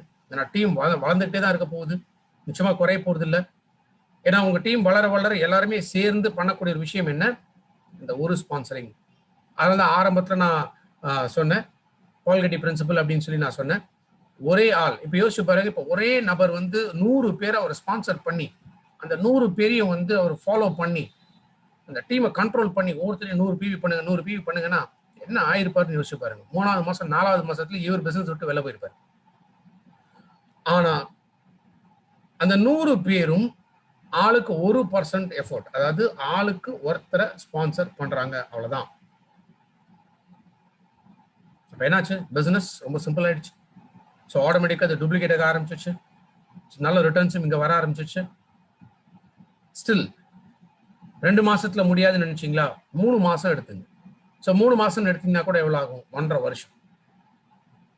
1.5 வருஷத்துல உங்க 6 ஒர்க்கிங் லைனை நீங்க ஃபிக்ஸ் பண்றதுக்கு பண்ணுங்க. அப்படி இருந்தாலுமே அடுத்த 6 மாசத்துல என்ன பண்ணலாம்? கிரவுண்ட் டைரக்டர் முடிக்க முடியும். ஸோ 2 வருஷம். நான் ஸ்லோவா தான் போவோம் அப்படின்னு நினைச்சா கூட 2 வருஷம். பட் பிரின்சிபல் இதான், இது டிவைட் ஆகக்கூடாது. 2 இயர்ஸ்லயுமே நீங்க கிரவுண்ட் டைரக்டர் முடிக்க முடியும். 1 lakh பிளஸ் இன்கம்ங்கிறது டெஃபினட்டா வாங்க முடியும். இதெல்லாம் நடக்குமா அப்படின்னு கேட்டீங்கன்னா எஸ். உங்க அப்ளைன்ஸை பாருங்க, ஷரீப் சார் பாருங்க, அவர் எப்படி பண்ண முடிஞ்சது 1 வருஷத்துலங்கிறது யோசிச்சு பாருங்க. ஸோ நல்ல விஷயங்கள் நம்ம எடுத்துக்கணும். எப்போதுமே நமக்கு மேல யார் வெற்றிகரமாக இருக்காங்களோ அவங்களோட நம்ம அட்டாச் பண்ணிக்கணும். அவங்களோட அந்த எப்படி அதை ரீச் பண்ணாங்க, எப்படி இதை வெற்றி அடைஞ்சாங்க அப்படிங்கிறத அந்த வித்தையை நம்ம கத்துக்கிட்டு அதை வந்து நம்ம பிளே பண்ண ஆரம்பிக்கணும். ஏன்னா இதை பொறுத்த வரைக்கும் it's matter of numbers and games. Smart ஒர்க்குங்கிறது ரொம்ப ரொம்ப இம்பார்ட்டன்ட். ஸோ இதை நம்ம பண்ண ஆரம்பிச்சோன்னா எஸ் டெஃபினட்டா 1 வருஷமோ 2 வருஷமோ கிரவுன் டைரக்டருங்கிற டைட்டில் மட்டும் இல்லாம 1 lakh பிளஸ் சாலிட் இன்கம் நம்மளால ஏர்ன் பண்ண முடியும். பட் இங்க நம்மளுடைய கான்சென்ட்ரேஷன் ஃபோக்கஸ் எங்க இருக்கணும், இந்த 6 ஒர்க்கிங் லைனை கிரியேட் பண்றதுல இருக்கும். இந்த 6 ஒர்க்கிங் லைன் நமக்கு ஸ்ட்ராங்கா நிக்கல அப்படின்னு சொன்னா தென் இந்த லைனை நிக்க வைக்கிறதுக்கே நம்ம திரும்ப போய் வேலை செய்ய வேண்டி இருக்கும். அதாவது ஒரே இடத்துல நம்ம திரும்ப திரும்ப போய் வேலை செய்யற மாதிரி இருந்துச்சுன்னா நம்ம கான்சென்ட்ரேஷன் ஃபோக்கஸ் வந்து நம்ம ஃபர்தரா டெவலப் ஆகிறது தடுக்கும். அப்ப முதல்லயே நம்ம கரெக்டா இதான் பிசினஸ், இதான் சிஸ்டம், இதான் பிரின்சிபல், இதான் பிளான், இதுக்கு யார் வரதுக்கு தயாரா இருக்கீங்கன்னா முதல்லயே நம்ம அசஸ் பண்ணும். அதனாலதான் ஃபாலோ அப், ரிவ்யூ இது ரொம்ப ரொம்ப இம்பார்ட்டன்ட். இந்த ரிவ்யூ பண்ணல அப்படின்னா நம்மளால ஐடென்டிஃபை பண்ண முடியாது. ஏன்னா நெட்வொர்க் இண்டஸ்ட்ரி பொறுத்த வரைக்கும் லைக் இந்த பிசினஸ் பொறுத்த வரைக்கும் இப்போ ஒரு டீம் வந்து அங்கே ஒர்க் ஆகல அப்படின்னா அது நமக்கு உடனே தெரியாது. அந்த டீம் கொஞ்சம் கொஞ்சமா வெளில போயிட்டு இருக்காங்க, இல்ல அந்த டீம் வந்து இன்ட்ரெஸ்ட் காமிக்கல, இல்ல அந்த டீம்ல வந்து பிவி ஜென்ரேஷன் கம்மி ஆகுது அப்படிங்கிறது ஒரு 3 மாசம் 4 மாசம் தான் கழிச்சு தான் நமக்கு புரியவே ஆரம்பிக்கும். அப்போ உள்ள ஏதோ தப்பு நடந்துட்டு இருக்கு, மக்கள் அங்க வந்து வெளில போக ஆரம்பிச்சிட்டாங்க அப்படிங்கிறது ஒரு 3-4 மாசம் ஆகும். பட் 3-4 மாசம் நம்ம ஐடென்டிஃபை பண்ணாம விட்டோம்னா அதுக்கப்புறமா திரும்ப அந்த இடத்துல ஒரு ஸ்ட்ராங் லைன் நம்ம கொண்டு வந்து நம்ம ஒர்க் பண்ண வேண்டியிருக்கும். ஸ்பான்சர் பண்ணுங்க, பட் ஸ்பான்சர் பண்ணாலும் அதுல உங்களை மாதிரி வெஸ்டீஜ் பிசினஸ்ல சம்பாதிக்கணும் அப்படின்னு ஆசைப்படக்கூடிய நபர்கள் அவங்கள முக்கியமா உங்களுடைய ஃப்ரண்ட் லைன்ல கொண்டு வாங்க. ஸோ இதுதாங்க கன்சிஸ்டன்சி ஆஃபருங்கிறது. உண்மையிலே இதுதான் கிரவுன் டைரக்டர் முடிக்கிறது தான் மெயினா கன்சிஸ்டன்சி. அதனால சொன்னேன், ஒரு என்ட்ரி பாயிண்ட்ல வர இடத்துல வந்து கன்சிஸ்டன்சி ஆஃபர் பெனிஃபிட்ஸை புரிய வச்சோன்னா எஸ் வெறும் கன்சியூமரா இருக்காங்கன்னா கூட அவங்க ரெகுலரா வந்து கன்சிஸ்டன்சி ஆஃபர்ல அவங்க ப்ராடக்ட் பர்ச்சேஸ் பண்ணிட்டே இருக்க போறாங்க. அடுத்து ஒரு சாட்டிஸ்ஃபைட் டிஸ்ட்ரிபியூட்டரா வரும்போது நீங்க பண்ண வேண்டியது ஃபாஸ்ட் அட் 8%. அடுத்தது வெஸ்டீஜ் என்னோட கெரியர், என்னோட பிசினஸ் எங்க நான் டெவலப் பண்ணணும்னு நினைக்கிறீங்களா, கிரவுன் டைரக்டர் முடிக்கணும். எல்லாமே ஒன்லி த்ரூ கன்சிஸ்டன்சி ஆஃபர். இந்த 100 பிவி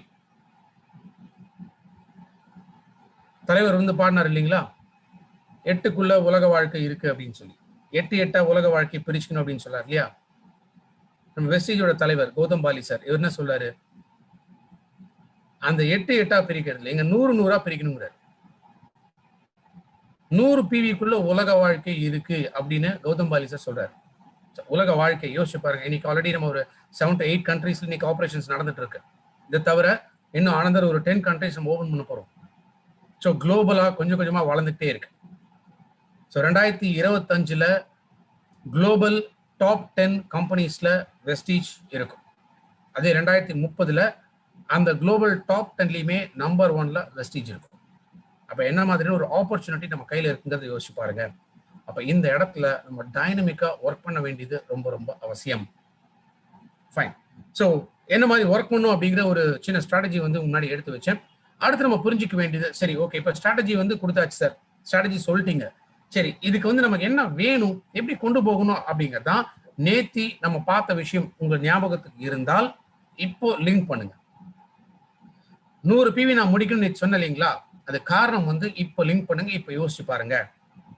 அப்போ ஒரு ப்ராடக்ட் நம்ம எடுக்கிறோம்னா அந்த ப்ராடக்டோட காம்போ பேக் அப்படின்னு சொல்லக்கூடியது 100 பிவில முடியணும். புரியுதுங்களா ஏன் நான் அதை சொல்றேன் அப்படின்ட்டு.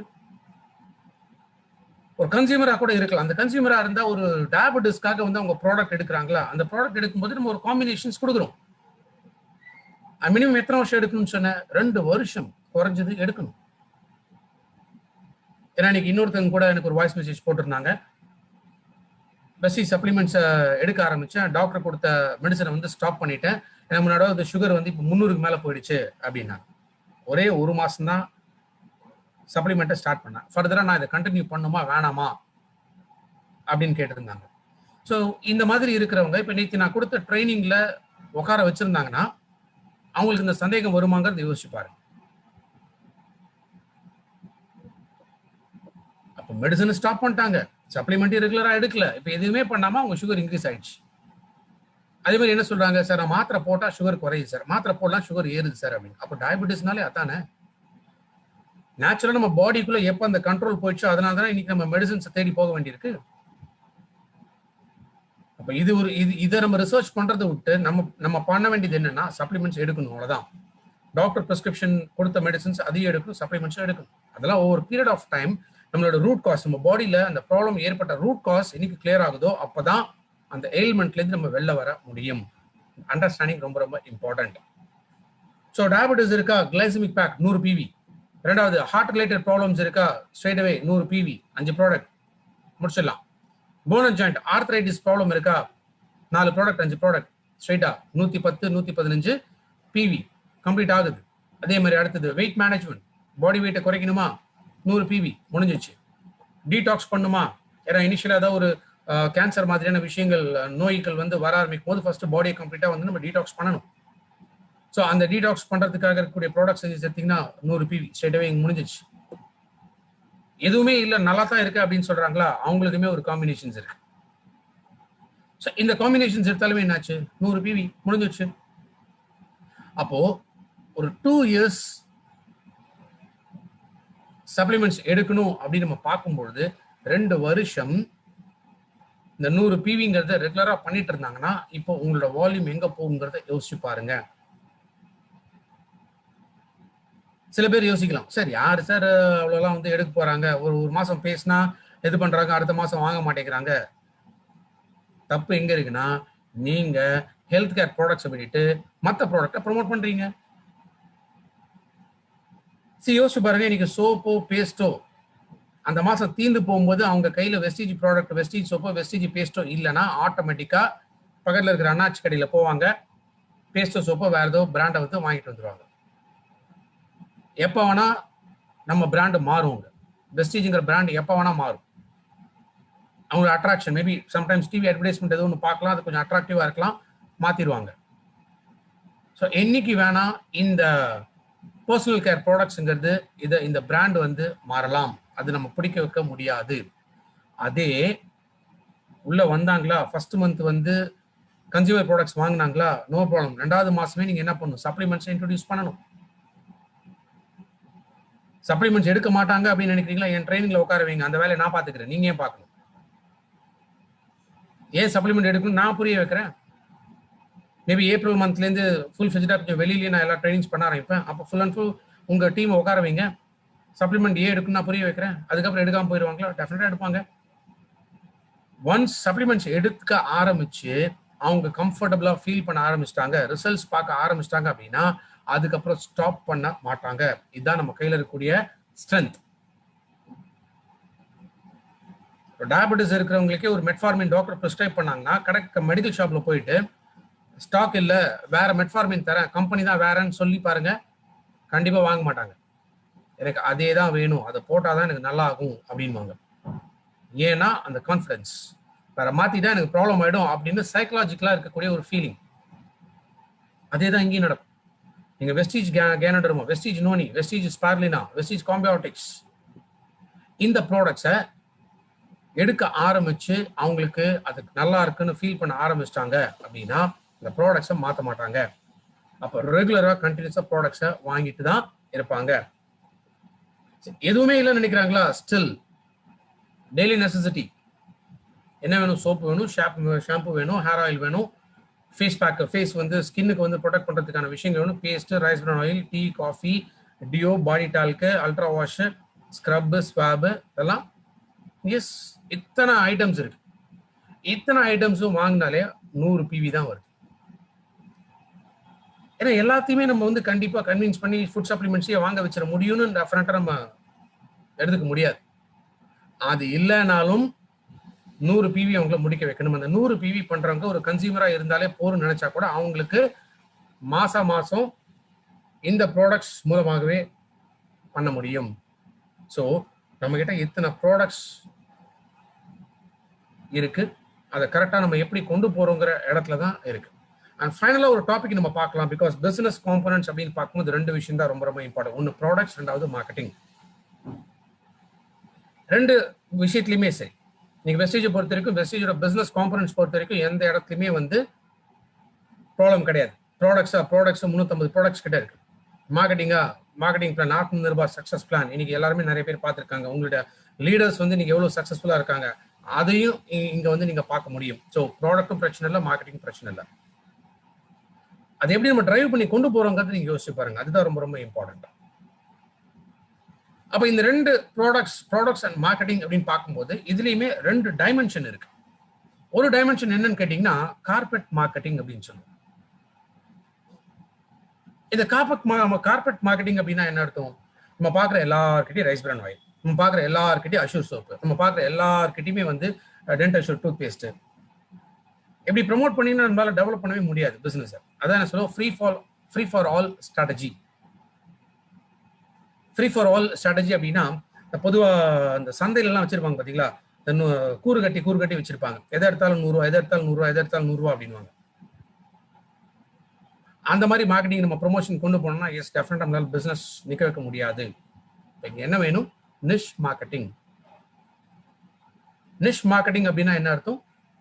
ஸ்பெசிஃபிக்கா செக்மெண்ட் வைஸ் கொண்டு போகக்கூடியது, யூட்டிலிட்டியை பேஸ் பண்ணி நம்ம ப்ராடக்டை கொண்டு போக வேண்டியது.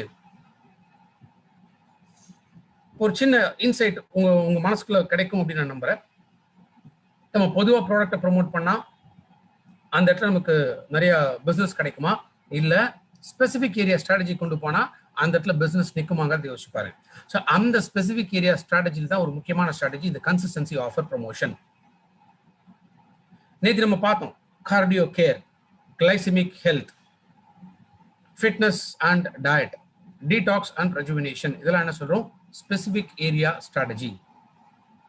அந்த 4 pillars ஆஃப் குட் ஹெல்த் அப்படின்னு நான் சொல்லி கொடுத்தேனே, ஏன் அந்த 4 pillars of good health? Specific area strategy. குறிப்பிட்டு யாருக்கு எப்படி தேவையோ அதுக்கு ஏற்ற மாதிரி நம்ம கொண்டு போறதுதான் ஸ்பெசிபிக் ஏரியா ஸ்ட்ராட்டஜி அப்படின்னு சொல்றோம். அப்ப இந்த இடத்துல எதை எடுத்தாலும் 100 ரூபா அப்படின்னு நம்ம வித்தோம்னா ஒண்ணுமே நடக்காது. ஆனா அதே நம்ம ஆளுக்கு ஒருத்தரை நம்ம ஸ்பான்சர் பண்றோம், அதே ஸ்பான்சர் கன்சிஸ்டன்சி ஆஃபர்ல ஸ்பான்சர் பண்றோம் அப்படின்னு போகும்போது இந்த ஸ்பெசிபிக் ஏரியா ஸ்ட்ராட்டஜி அடாப்ட் பண்ணும்போது 1 இயர்ல 1 லட்சம் ரூபாய்க்கு மேல வருமானமே பார்க்க முடியுங்கிறத இத்தனை நேரம் நம்ம பார்த்தோம். சரி, இப்ப இந்த நிஷ் மார்க்கெட்டிங் அப்படின்னு பார்த்தோம். இப்ப நிஷ் மார்க்கெட்டிங் பிளான் பொறுத்த வரைக்கும் ஒண்ணுதானே சார், அதுல என்ன சார் நம்ம வந்து கொண்டு போறது அப்படின்னு யோசிக்கலாம். சரி, பிளான் ஒண்ணுதான், எல்லாருக்குமே இன்னைக்கு வந்து பிளான்ங்கிறது வந்து எல்லாமே ஒண்ணுதான். ஆனா அந்த பிளானை டிரைவ் பண்றதுக்கு என்ன இருக்கு? ப்ராடக்ட் தான் டிரைவ் பண்ணும். இந்த பிளானை டிரைவ் பண்றதுக்கு நம்ம கையில ப்ராடக்ட்ஸ் இருக்கு. அப்போ ப்ராடக்ட்ஸ் பொறுத்த வரைக்கும் என்ன பண்ணணும்? எப்போ நம்ம நிஷ் மார்க்கெட்டிங், இப்போ வந்து நம்ம consistency promotion, fast start 8%, fast start director, இதெல்லாம் என்ன பண்றோம்? ஸ்பெசிபிக் ஏரியா ஸ்ட்ராட்டஜியை நம்ம கொண்டு போறோம். இதுதான் சொல்லுவோம் நிஷ் மார்க்கெட்டிங் அப்படின்னு சொல்லுவோம். அப்ப அந்த நிஷ் மார்க்கெட்டிங்க்கு என்ன நமக்கு தேவைன்னா நிஷ் ப்ராடக்ட்ஸ். நிஷ் அப்படின்னா குறிப்பிட்ட இடத்துல. ஸோ நிஷ் ப்ராடக்ட்ஸ் நமக்கு பார்க்கும்போது நீங்க நம்ம என்ன வச்சிருக்கோம்? டிஃப்ரெண்ட் யூட்டிலிட்டிஸ் வச்சிருக்கோம். ஒன்று ப்ராடக்ட் நிஷ் அப்படின்னா டிஃப்ரெண்ட் யூட்டிலிட்டிஸ்ங்கிறது என்ன? இப்போ ஹெல்த் ஃபுட் சப்ளிமெண்ட்ஸ் இருக்கா, ஸோ ஹெல்த் கேர் ப்ராடக்ட்ஸ் இது எல்லாமே ஒரு செக்மெண்ட். ஹோம் நீட்ஸ் அப்படின்னு எடுத்துக்கிட்டாலே ஹோம் நீட்ஸ்லேயே ஒரு 5-6 ப்ராடக்ட் இருக்கு. ஸோ அது வந்து ஒரு யூட்டிலிட்டி, ஒரு செக்மெண்ட், பயன்படுத்தக்கூடிய பொருட்கள். ஹெல்த் ஃபுட் இருக்கு, ரைஸ் பிரான் ஆயில் இருக்கு, டீ இருக்கு, காஃபி இருக்கு, இது ஒரு செக்மெண்ட். ஏர் பியூரிஃபையர் இருக்கு, ஒரு செக்மெண்ட். வாட்டர் பியூரிஃபையர் இருக்கு, ஒரு செக்மெண்ட். மெஸ்ட் ஆஃப் மெலன் இருக்கு, ஒரு செக்மெண்ட். டியூ கார்டன் இருக்கு, ஒரு செக்மெண்ட். அக்ரிகல்ச்சர் ப்ராடக்ட்ஸ் இருக்கு, அது ஒரு செக்மெண்ட். அப்போ யூட்டிலிட்டி யாருக்கு என்ன மாதிரியான ஒரு யூட்டிலிட்டி வந்து அந்த இடத்துல தேவைப்படுதோ அதுக்கேற்றார் போல ப்ராடக்ட் வந்து நம்ம முதல்ல அவங்களுக்கு இன்ட்ரடியூஸ் பண்ணும். அதனால தான் நான் எப்போதுமே சொல்லுவேன், ஃபர்ஸ்ட் ஒரு ப்ராஸ்பெக்ட் நம்ம பார்க்க போறோமா, நமக்கு என்ன தெரியுங்கிறத போய் அவங்கள்ட்ட பேசக்கூடாது.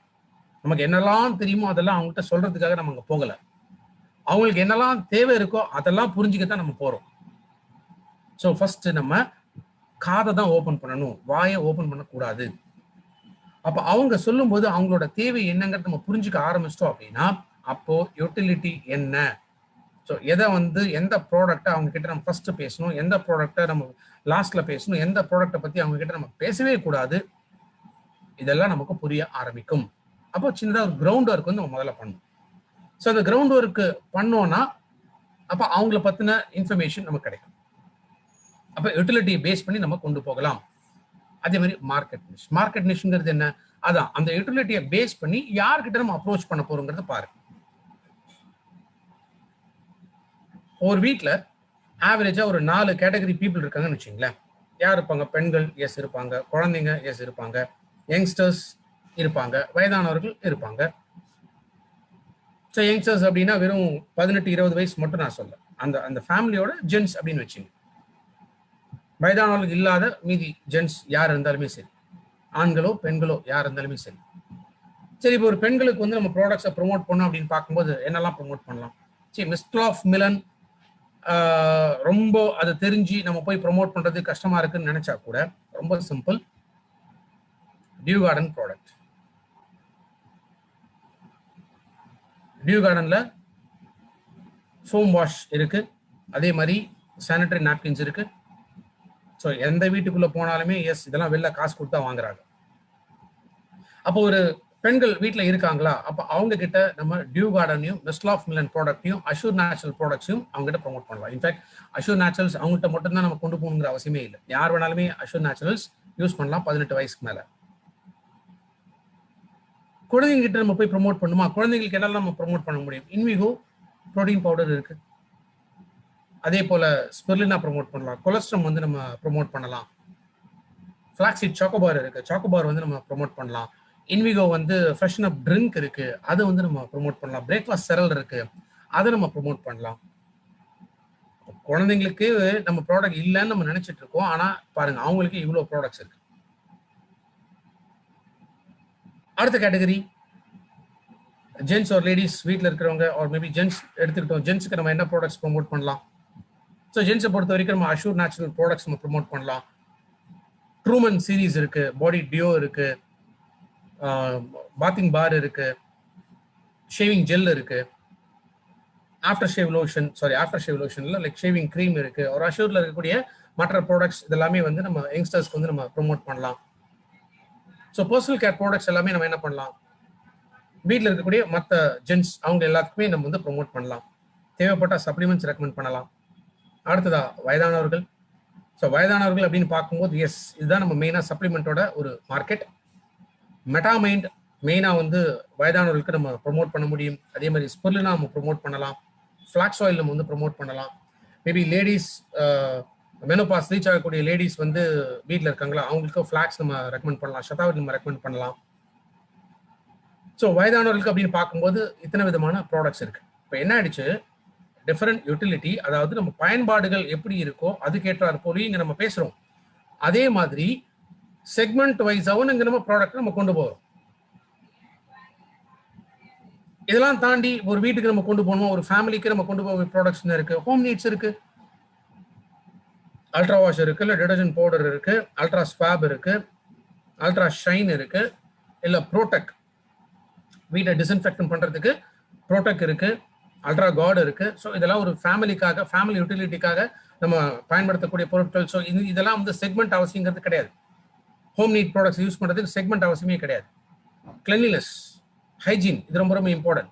அப்போ பெண்களா இருக்கலாம், குழந்தைங்க இருக்கலாம், இல்லை யங்ஸ்டர்ஸ் இருக்கலாம், இல்லை வயதானவர்கள் யார் வேணாலும் இருக்கலாம். இந்த 4 கேட்டகரி ஆஃப் பீப்புள் எல்லாருக்குமே ஹோம் நீட்ஸ் வந்து கட்டாயம் தேவை.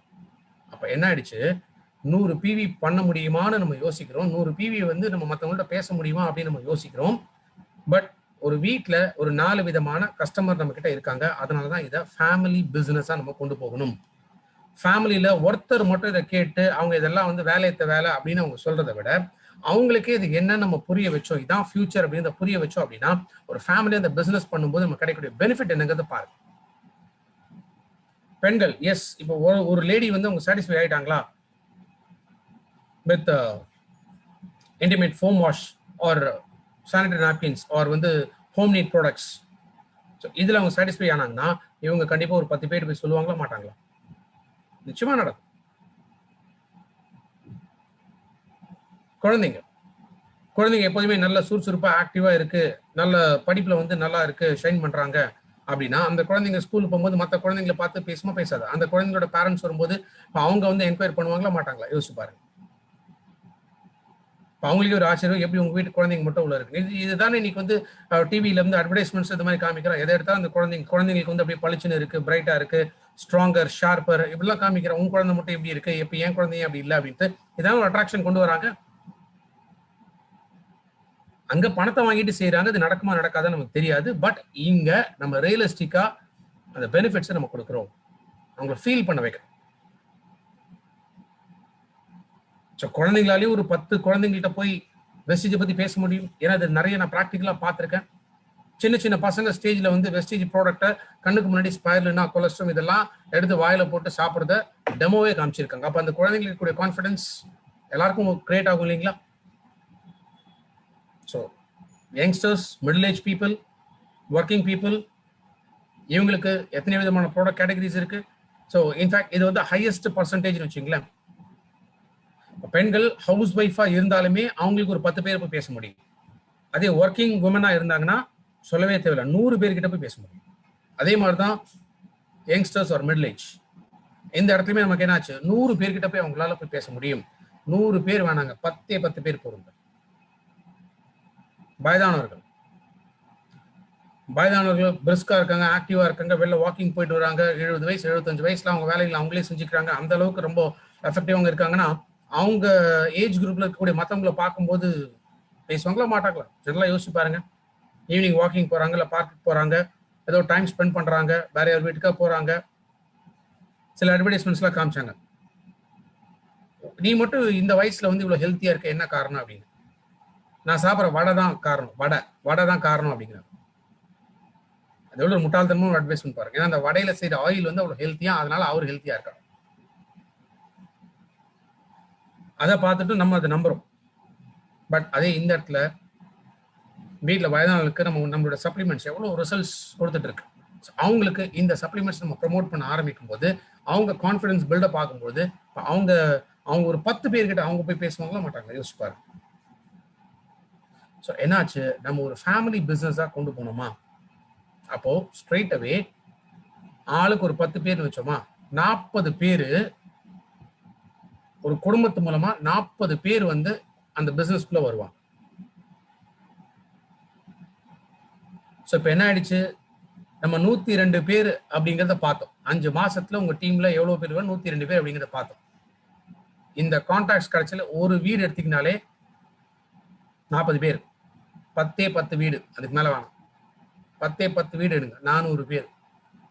400 பேர் என்று 100 PV பண்ண வச்சாங்கன்னா என்ன ஆகும் யோசிப்பாரு. இதுதாங்க நம்ம பிசினஸ். இந்த இடத்துல தான் நம்ம புரிஞ்சுக்கணும் எக்ஸ்போனன்ஷியல்னா என்ன அப்படிங்கிறத நம்ம புரிஞ்சுக்கணும். ஸோ பிசினஸ்ல என்ட்ரி பாயிண்ட் வரும்போது என்ன பண்ணுங்கிறத பார்த்தோம். அதுக்கு அடுத்து ஒரு சாட்டிஸ்ஃபைட் டிஸ்ட்ரிபியூட்டரா இருக்கிறவங்க என்ன பண்ணணும், ஃபாஸ்டா 8% பண்ணணும்னு பார்த்தோம். அடுத்து ஒரு பிசினஸா கொண்டு போகும்போது ஃபாஸ்டா பிரான்ஸும் முடிக்கலாம், ஆர் இந்த ஸ்ட்ராட்டஜி படி அவங்க பிரான்ஸ் முடிச்சு கிரவுண்ட் டைரக்டர் வித்தின் 6 months ஒரு 1 yearல ஒரு 2 yearsக்குள்ள கிரவுண்ட் டைரக்டர் முடிக்க முடியுங்கிறதையும் நம்ம பார்த்தோம். சரி, இதெல்லாம் இந்த பிளானை வந்து நம்ம எக்ஸிக்யூட் பண்ணணும், அதை ஆக்டிவேட் பண்ணணும், நமக்கு என்ன வேணும், ப்ராடக்ட்ஸ் வேணும். ஸோ இந்த ப்ராடக்ட்ஸை எப்படி நம்ம ப்ரொமோட் பண்ணலாம், எப்படி நம்ம கன்சியூம் பண்ணலாம் அப்படிங்கிறதையும் நம்ம பார்த்தோம். ஸோ ப்ராடக்ட் நிஷ் வந்து டிஃப்ரெண்ட் யூட்டிலிட்டிஸை நம்ம பயன்படுத்தணுங்கிறத பார்த்தோம். அதே போல மார்க்கெட் நிஷ். ஸோ மார்க்கெட் நிஷ் அப்படிங்கும்போது ஒரு குடும்பத்தை எடுத்தோம்னா அந்த குடும்பத்துக்குள்ள எத்தனை விதமான ஆப்பர்ச்சுனிட்டிஸ் நம்ம கிட்ட இருக்குங்கிறதையும் நம்ம பார்த்தோம். ஸோ இதுதான் சக்சஸ்க்கான வழிகள். இதெல்லாம் இனிஷியலா நம்ம கொஞ்சம் கஷ்டமா நம்ம ஃபீல் பண்ண ஆரம்பிக்கும். பட் இதை ப்ராக்டிஸ் பண்ண ஆரம்பிச்சிட்டோம் அப்படின்னா அதுக்கப்புறம் இதெல்லாம் ஒரு விஷயமே கிடையாது. இன்னைக்கு சக்சஸ்ஃபுல் லீடர்ஸ் பண்றது எல்லாமே இதுதான். அந்த 7 core ஸ்டெப்ஸை அவங்க ஸ்டார்ட் பண்ணி கொண்டு போயிட்டு இருக்காங்க. அதுக்கு அடுத்ததா அந்த டீம்ல நிறைய ஃபாஸ்டா 8% உருவாக்குறாங்க, நிறைய பிரான்ஸ் கிரியேட் பண்றாங்க. ஸோ பிரான்ஸை பேஸ் பண்ணி அடுத்தடுத்த லெவல்ஸ். ஸோ ஒன்ஸ் ஒரு சில்வர் முடிச்சிங்களா, சிங்கிள் LOB, கோல்டு தாண்டிங்களா, மல்டிபிள் LOB. ஏன்னா ரியல் இன்கம் வெஸ்டேஜை பொறுத்திருக்கு, ரியல் இன்கம் அப்படிங்கிறது பர்ஃபார்மன்ஸ் போனஸ்ல இல்ல.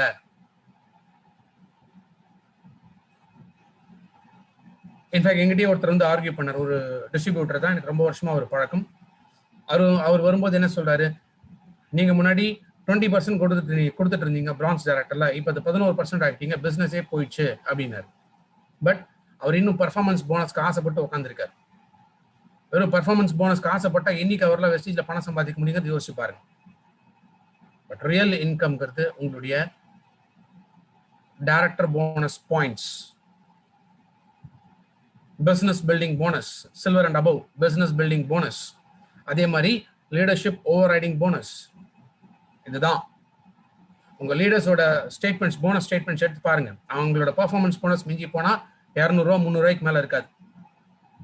ஆனா 2 லட்சம் 3 லட்சம் ரூபாய் எங்கேருந்து வாங்குறாங்க? எல்ஓபில வாங்குறாங்க.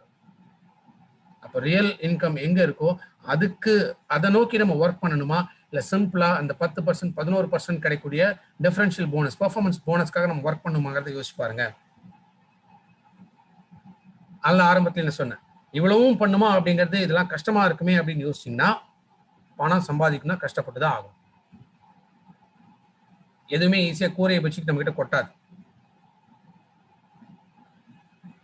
நம்ம எஃபர்ட் கூரை பிக்கிற அளவுக்கு போகணும். நம்ம எஃபர்ட் கூரை பிக்கிற அளவுக்கு நம்ம போட்டா அப்ப கூரையை பிச்சுக்கிட்டு வருமானம் போகும். வெஸ்டீஜ்ல இருக்கக்கூடியது என்னன்னு கேட்டீங்கன்னா, ஒரு கடல் மாதிரி. இந்த கடல்ல ஹெல்த் கிடைக்குது, ஆரோக்கியம் கிடைக்குது, வெல்த் கிடைக்குது, சம்பாதிக்கவும் முடியும். எல்லாமே பிசினஸ் ஸ்டார்ட் பண்ண டைம்ல இருந்து இன்னி வரைக்கும் இதெல்லாம் தொடர்ந்து நடந்துட்டு தான் இருக்கு. இது எங்கேயுமே வந்து செட்பேக்ஸ் இல்லை, டிராபேக்ஸ் இல்லை, எதுவுமே இல்லை. இதெல்லாம் தொடர்ந்து இன்னி வரைக்கும் கிடைச்சிட்டு தான் இருக்கு. 16 வருஷம் ஆயிடுச்சு. அப்போ ஸ்பூன் எடுத்து கொண்டு போய் இந்த கடல்ல இருந்து நீங்க தண்ணி எடுக்கணும்னு நினைச்சீங்கன்னா நீங்க ஸ்பூனை கொண்டு போய் நீங்க எடுத்துக்கலாம். இல்ல ஸ்பூன் எல்லாம் பத்தாதுன்னு நினைச்சீங்கன்னா ஒரு டம்ளர் எடுத்துட்டு போய் அந்த டம்ளர்ல நீங்க எடுத்துட்டு போகலாம். இல்ல சார் குடும்பம்லாம் இருக்கு சமாளிக்க முடியல அப்படின்னு நினைச்சீங்கன்னா நீங்க டம்ளர் எடுத்துட்டு போக கூடாது, ஒரு மக் எடுத்துட்டு போகலாம். மக்ல கடல்ல போய் தண்ணி எடுத்துட்டு வரலாம். கடல்ல இருக்கிறது என்ன? ஆரோக்கியம் ஐஸ்வர்யம், இதான் கடல்ல இருக்கு. ஸோ அதை நீங்க மக்ல போய் எடுத்துட்டு வரலாம். இல்ல சார் இதெல்லாம் வந்து எனக்கு பத்தாது, என்னோட ஆம்பிஷன், என்னோட கோல்ஸ், என்னோட ட்ரீம்ஸ் எல்லாமே வந்து வேற அப்படின்னு நினைச்சீங்களா, மக்கு வேணாம், ஒரு பக்கெட் எடுத்துட்டு போங்க. பக்கெட் எடுத்துட்டு போய் கடல்ல கிடைக்கக்கூடிய அந்த ஹெல்த் வெல்த், வெஸ்டிஜிங்கிற கடல்ல கிடைக்கக்கூடிய ஹெல்த் அண்ட் வெல்த் வந்து பக்கெட்ல எடுத்துட்டு வீட்டுக்கு வாங்க. இல்ல சார் என்னெல்லாம் வாழ்க்கை முழுக்கெல்லாம் வந்து கஷ்டப்பட முடியாது, லைஃப் லாங் இதே மாதிரி கஷ்டப்படுறோம்னா அப்புறம் எதுக்காக வாழணும், அதெல்லாம் சரிப்பட்டு வராது சார், ஏதோ ஒரு நல்ல ஆப்ஷன் கொடுங்க அப்படின்னு கேட்குறீங்களா? ரொம்ப சிம்பிள். ஸ்பூன் தேவையில்லை, டம்ளர் தேவையில்லை, மக்கு தேவையில்லை, பக்கெட் தேவையில்லை, ஒரு சின்ன இன்ஜினியரிங் மட்டும்தான் வேணும். அந்த இன்ஜினியரிங் என்ன அப்படின்னா, கடல்ல இருந்து பைப் லைனை போட்டு உங்க வீட்டுக்குள்ள குழாவை கொண்டு வந்துருக்கு.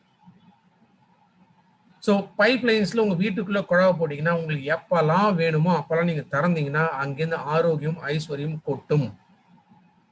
அதுதான் புத்திசாலித்தனம். ஸோ உங்களுக்கு ஸ்பூன்ல வேணுமா இல்ல பைப் லைன் போட்டு டேப் ஃபிக்ஸ் பண்ணுமாங்கிறது உங்க கையில இருக்கு.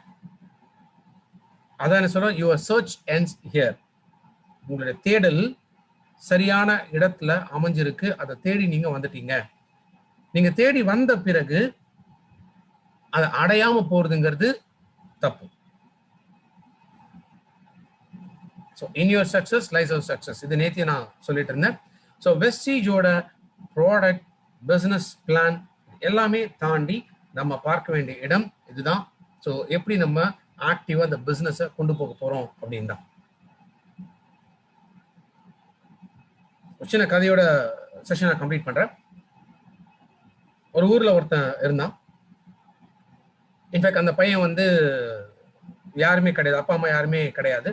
ஊர் மக்கள் தான் வந்து அந்த பையனை வளர்த்துட்டு வந்துட்டு இருந்தாங்க. ஒரு ஸ்டேஜ்ல அந்த பையன் வந்து நல்லா கொஞ்சம் வளர்ந்தா, ஒரு 18 வயசு ஆச்சு. 18 வயசு ஆன பிறகு அந்த ஊர் மக்கள்லாம் வந்து அந்த பையன்கிட்ட சொன்னாங்க,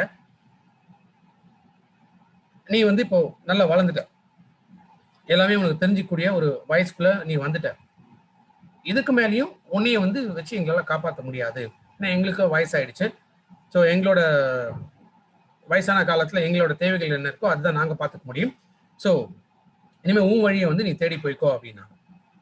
ஏன் வழி நான் தேடி போவேன், எனக்கு எதுவுமே இல்லை, இத்தனை வருஷமா நீங்க தான் எனக்கு சோறு போட்டு வளர்த்தீங்க, எல்லாமே வந்து கற்றுக் கொடுத்தீங்க, இந்த அளவுக்கு என்ன ஆளாக்கி வச்சது நீங்க தானே அப்படிங்கும்போது அந்த கிராமத்துல இருக்கிறவங்க ஒரு சின்ன இது வந்து கொடுக்குறாங்க. என்ன அப்படின்னா, நீ உண்மையிலேயே பிறந்தது வந்து இந்த ஊர்ல இல்லை, நீ வந்து பக்கத்து கிராமத்துல தான் நீ பிறந்த.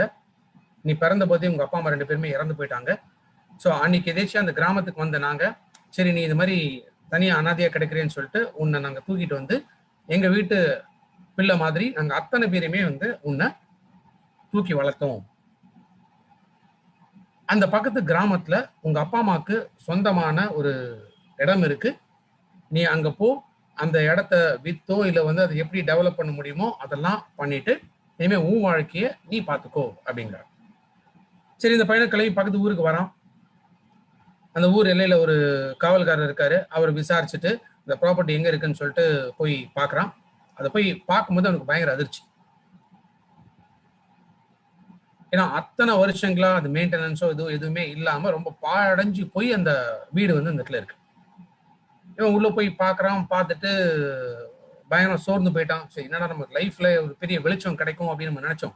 பட் இந்த இடத்த பார்த்தா இதுல வந்து ஒண்ணுமே இல்லையே, இதை வச்சுட்டு நம்ம என்ன பண்ண போறோம் அப்படின்னு சொல்லிட்டு கொஞ்ச நேரத்துல அவனுடைய அந்த துக்கம், அந்த சோகம் அப்படிங்கிறது பெரிய அழுகையாக மாற ஆரம்பிச்சிச்சு. இந்த ஊர் எல்லையில் இருக்கக்கூடிய காவல்காரருக்கு இந்த சவுண்டு கேட்குது. என்னடா அது எங்கேருந்து இந்த சவுண்டு வருது அப்படின்னு சொல்லி சவுண்டு வர டைரக்ஷன் நோக்கி கொஞ்சம் கொஞ்சமா போயிட்டே இருக்காரு. இப்போ பார்க்கும்போது ஒரு வீட்டில் அந்த சவுண்ட் வருதுங்கிறது உள்ள பார்க்குறாரு. பார்க்கும்போது அவருக்கு ஒரு ஆச்சரியம். இப்போதானே இந்த பையன் இந்த ஊருக்கே, இந்த கிராமத்துக்கே வந்தான், எதுக்காக இப்படி அழுதுட்டு இருக்கான் அப்படின்னு அந்த அந்த பையனை கூப்பிட்டு கேட்குறாரு. ஏன்பா இப்போதான் நீ வந்த, உன்னோட இடம் தான் இது, இந்த இடத்த பார்த்துட்டு நீ சந்தோஷப்படுறதை விட்டு எதுக்கு நீ இப்படி அழுதுட்டு இருக்க அப்படின்னு. இல்லை, எல்லாரும் எனக்கு சேர்ந்து துரோகம் பண்ணிட்டாங்க. இந்த மாதிரி ஒரு ப்ராப்பர்ட்டி வந்து இருக்குன்னு சொல்லி, எங்கள் அப்பா அம்மாவோட ப்ராப்பர்ட்டின்னு சொல்லி என்னை பக்கத்து ஊர்லேருந்து இந்த ஊருக்கு என்னை வந்து அமுச்சு வச்சாங்க. எங்கள் அப்பா அம்மா இந்த ஊரில் தான் பிறந்து வளர்ந்தவங்க. அவங்க வந்து இறந்து போனதுக்கு பிறகு நான் பக்கத்து ஊருக்கு என்னை தூக்கிட்டு போயிட்டாங்க. இப்போ அவங்க சொல்லி தான் நான் இங்கே வந்தேன். ஆனால் இந்த வீட்டை பொறுத்த வரைக்கும் இதுக்குள்ள பிரயோஜனமா ஒரு விஷயம் கூட இல்லை. எதுவுமே உபயோகம் இல்லாத ஒரு இடத்துல வந்து என்னை வந்து தள்ளி விட்டாங்க. இதை வச்சுக்கிட்டு நான் என்ன பண்ண முடியும், நான் லைஃப்ல நான் எப்படி நான் முன்னேற முடியும், என்னால் எப்படி என்னால் சம்பாதிக்க முடியும், என் வாழ்க்கையை நான் ஓட்ட முடியும் அப்படின்னு சொல்லிட்டு அந்த காவல்காரர்கிட்ட புலம்புறான். காவல்காரர் ஃபுல்லா எல்லாம் சுத்தி பாக்குறாரு. பார்த்துட்டு சொல்றாரு, சரிப்பா 30 நாள் டைம் கொடு.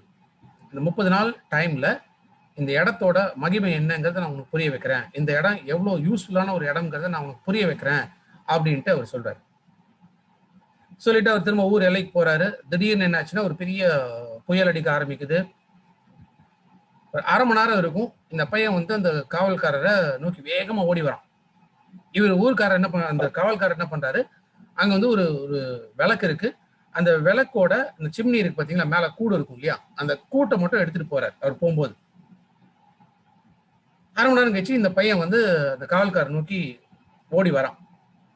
வரும்போது, என்னப்பா நான் அவனை வந்து 30 நாள் கழிச்சு தானே உனக்கு நான் புரிய வைக்கிறேன்னு சொன்னேன், அதுக்குள்ளேயே நீ வந்து ஓடி வந்துட்டியே, என்ன ஆச்சு அப்படின்னு கேட்கிறாரு. அப்ப அவன் சொல்றான், எனக்கு 30 நாட்கள் அவசியம் இல்லை, அரை மணி நேரமே எனக்கு போதும்னு ஆயிடுச்சு. இந்த அரை மணி நேரத்துக்குள்ளேயே வந்து அது எவ்வளவு ஒரு பிரயோஜனமான விஷயம்ங்கிறத நான் புரிஞ்சுக்கிட்டேன் அப்படிங்கிறான். இவருக்கு ஆச்சரியம், அரை மணி நேரத்துல உனக்கு அப்படி என்ன புரிஞ்சுது அப்படின்னு. இப்பதான் அந்த பையன் சொல்றான், கொஞ்ச நேரத்துக்கு முன்னாடி பெரிய புயல் காத்து அடிச்சு பாத்தீங்களா. ஆமா, புயல் காத்து அடிச்சது. நீங்க என்ன பண்ணீங்க, இந்த சிம்னி விளக்குல மேல இருந்த கூட்டை வந்து நீங்க எடுத்துட்டு போயிட்டீங்க, அந்த கிளாஸ் அதை வந்து நீங்க எடுத்துட்டு போயிட்டீங்க. நானும் எத்தனையோ முறையா விளக்கு ஏத்தி நான் ட்ரை பண்ணி பாக்குறேன். பட் அடிச்ச காத்துல விளக்கு வந்து நிக்கல, விளக்கு அணைஞ்சுக்கிட்டே இருக்கு. ஒரு சின்ன விஷயம்தான், இந்த சிம்னி விளக்கு மேல இருந்த அந்த கூடு, அந்த சின்ன கூடு இருந்திருந்தா அந்த புயல்ல விளக்கு அணையாம அது காப்பாத்திக்கும். அது இல்லாததுனால அந்த விளக்கு அணைஞ்சுக்கிட்டே இருந்தது. என்னாலையும் அதை வந்து நான் அந்த வெளிச்சத்தை என்னால வந்து பயன்படுத்திக்க முடியல. ஸோ இப்போ நான் புரிஞ்சுக்கிட்டேன், வாழ்க்கையில எதுவுமே வேஸ்ட் அப்படிங்கிறது கிடையாது. ஒரு ஒரு பொருளுக்கும் ஒரு ஒரு உபயோகம் இருக்கு. நம்ம எப்படி உபயோகப்படுத்துறோமோ அதை பொறுத்து தான் அதோட ரிசல்ட்ஸ் நமக்கு கிடைக்கும். ஸோ வெஸ்டீஜும் இன்னைக்கு அப்படிதான். வெஸ்டீஜ்ல எத்தனையோ விஷயங்கள் இதுல கொட்டி கிடக்கு. அதை நம்ம எப்படி பயன்படுத்துறோம் அப்படிங்கிறது தான் ரொம்ப ரொம்ப important. So dear friends, yes, so I think டெஃபினட்டா இன்னைக்கு இன்னும் ஒரு ஒரு வெற்றி பாதை அப்படிங்கிற ஒரு விஷயத்த இன்னைக்கு புரிஞ்சுட்டு இருப்பீங்க அப்படின்னு நான் நினைக்கிறேன். ஸோ ஃபோக்கஸ்டா எப்போதும் ஒர்க் பண்ணுங்க. உங்களோட அப்ரோச்லையுமே எப்போதுமே ஃபோக்கஸ்டா கொண்டு போங்க. ஸோ டெஃபினட்டா சக்சஸ் வித் கன்சிஸ்டன்சி. கன்சிஸ்டன்சி அப்படின்னு பார்க்கும்போது வெறும் நம்ம பண்ற கன்சிஸ்டன்சி ஆஃபர் மட்டும் இல்லை, நம்ம எதுவாக இருந்தாலும் கன்சிஸ்டண்டா, அதாவது தொடர்ந்து நிலையா நம்ம பண்ணும்போது தான் அதோட பெனிஃபிட்ஸ்ல ரிசல்ட்ஸ் வந்து நமக்கு கிடைக்கும். So thank you so much. Wish you all the success and wish you. Thank you so much sir, thank you so much. இவ்வளவு நேரம் எங்களுக்காக மீட்டிங் எடுத்து கொடுத்தீங்க. இந்த 3 days எங்களுக்கு ரொம்ப ரொம்ப ஒரு யூஸ்ஃபுல்லான ஒரு செக்ஷனா இருந்தது. கண்டிப்பா நிறைய பேருக்கு எங்க டீம்ல யூஸ்ஃபுல்லா இருந்திருக்கும். இவ்வளவு நேரம் உங்க டைமை ஸ்பெண்ட் பண்ணி எங்களுக்காக கொடுத்ததுக்கு ரொம்ப ரொம்ப thank you so much sir. Thank you so much. Visual sir. So team in case உங்களுக்கு எதுவும் டவுட்ஸ் இருந்துச்சுன்னா நீங்க கேட்கலாம், அதர்வைஸ் நம்ம செஷன் கம்ப்ளீட் பண்ணலாம்.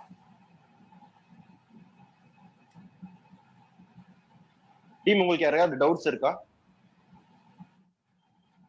ஆல்மோஸ்ட் ஜெனரல் டாபிக்னால டவுட்ஸ் எல்லாம் எதுவும் இருக்காதுன்னு நான் நம்புறேன் sir. Okay, fine, right. Thank you so much, sir. Thank you so much for your support, Fine. sir. Okay. Thank you, team. Thank you so much. Wish you all the success. Bye. Team, thank you so much, team. Thank you so much. இவ்வளவு நேரம் பொறுமையா இருந்து இந்த meeting attend பண்ணதுக்கு ரொம்ப ரொம்ப நன்றி. Thank you so much, team. Wish you.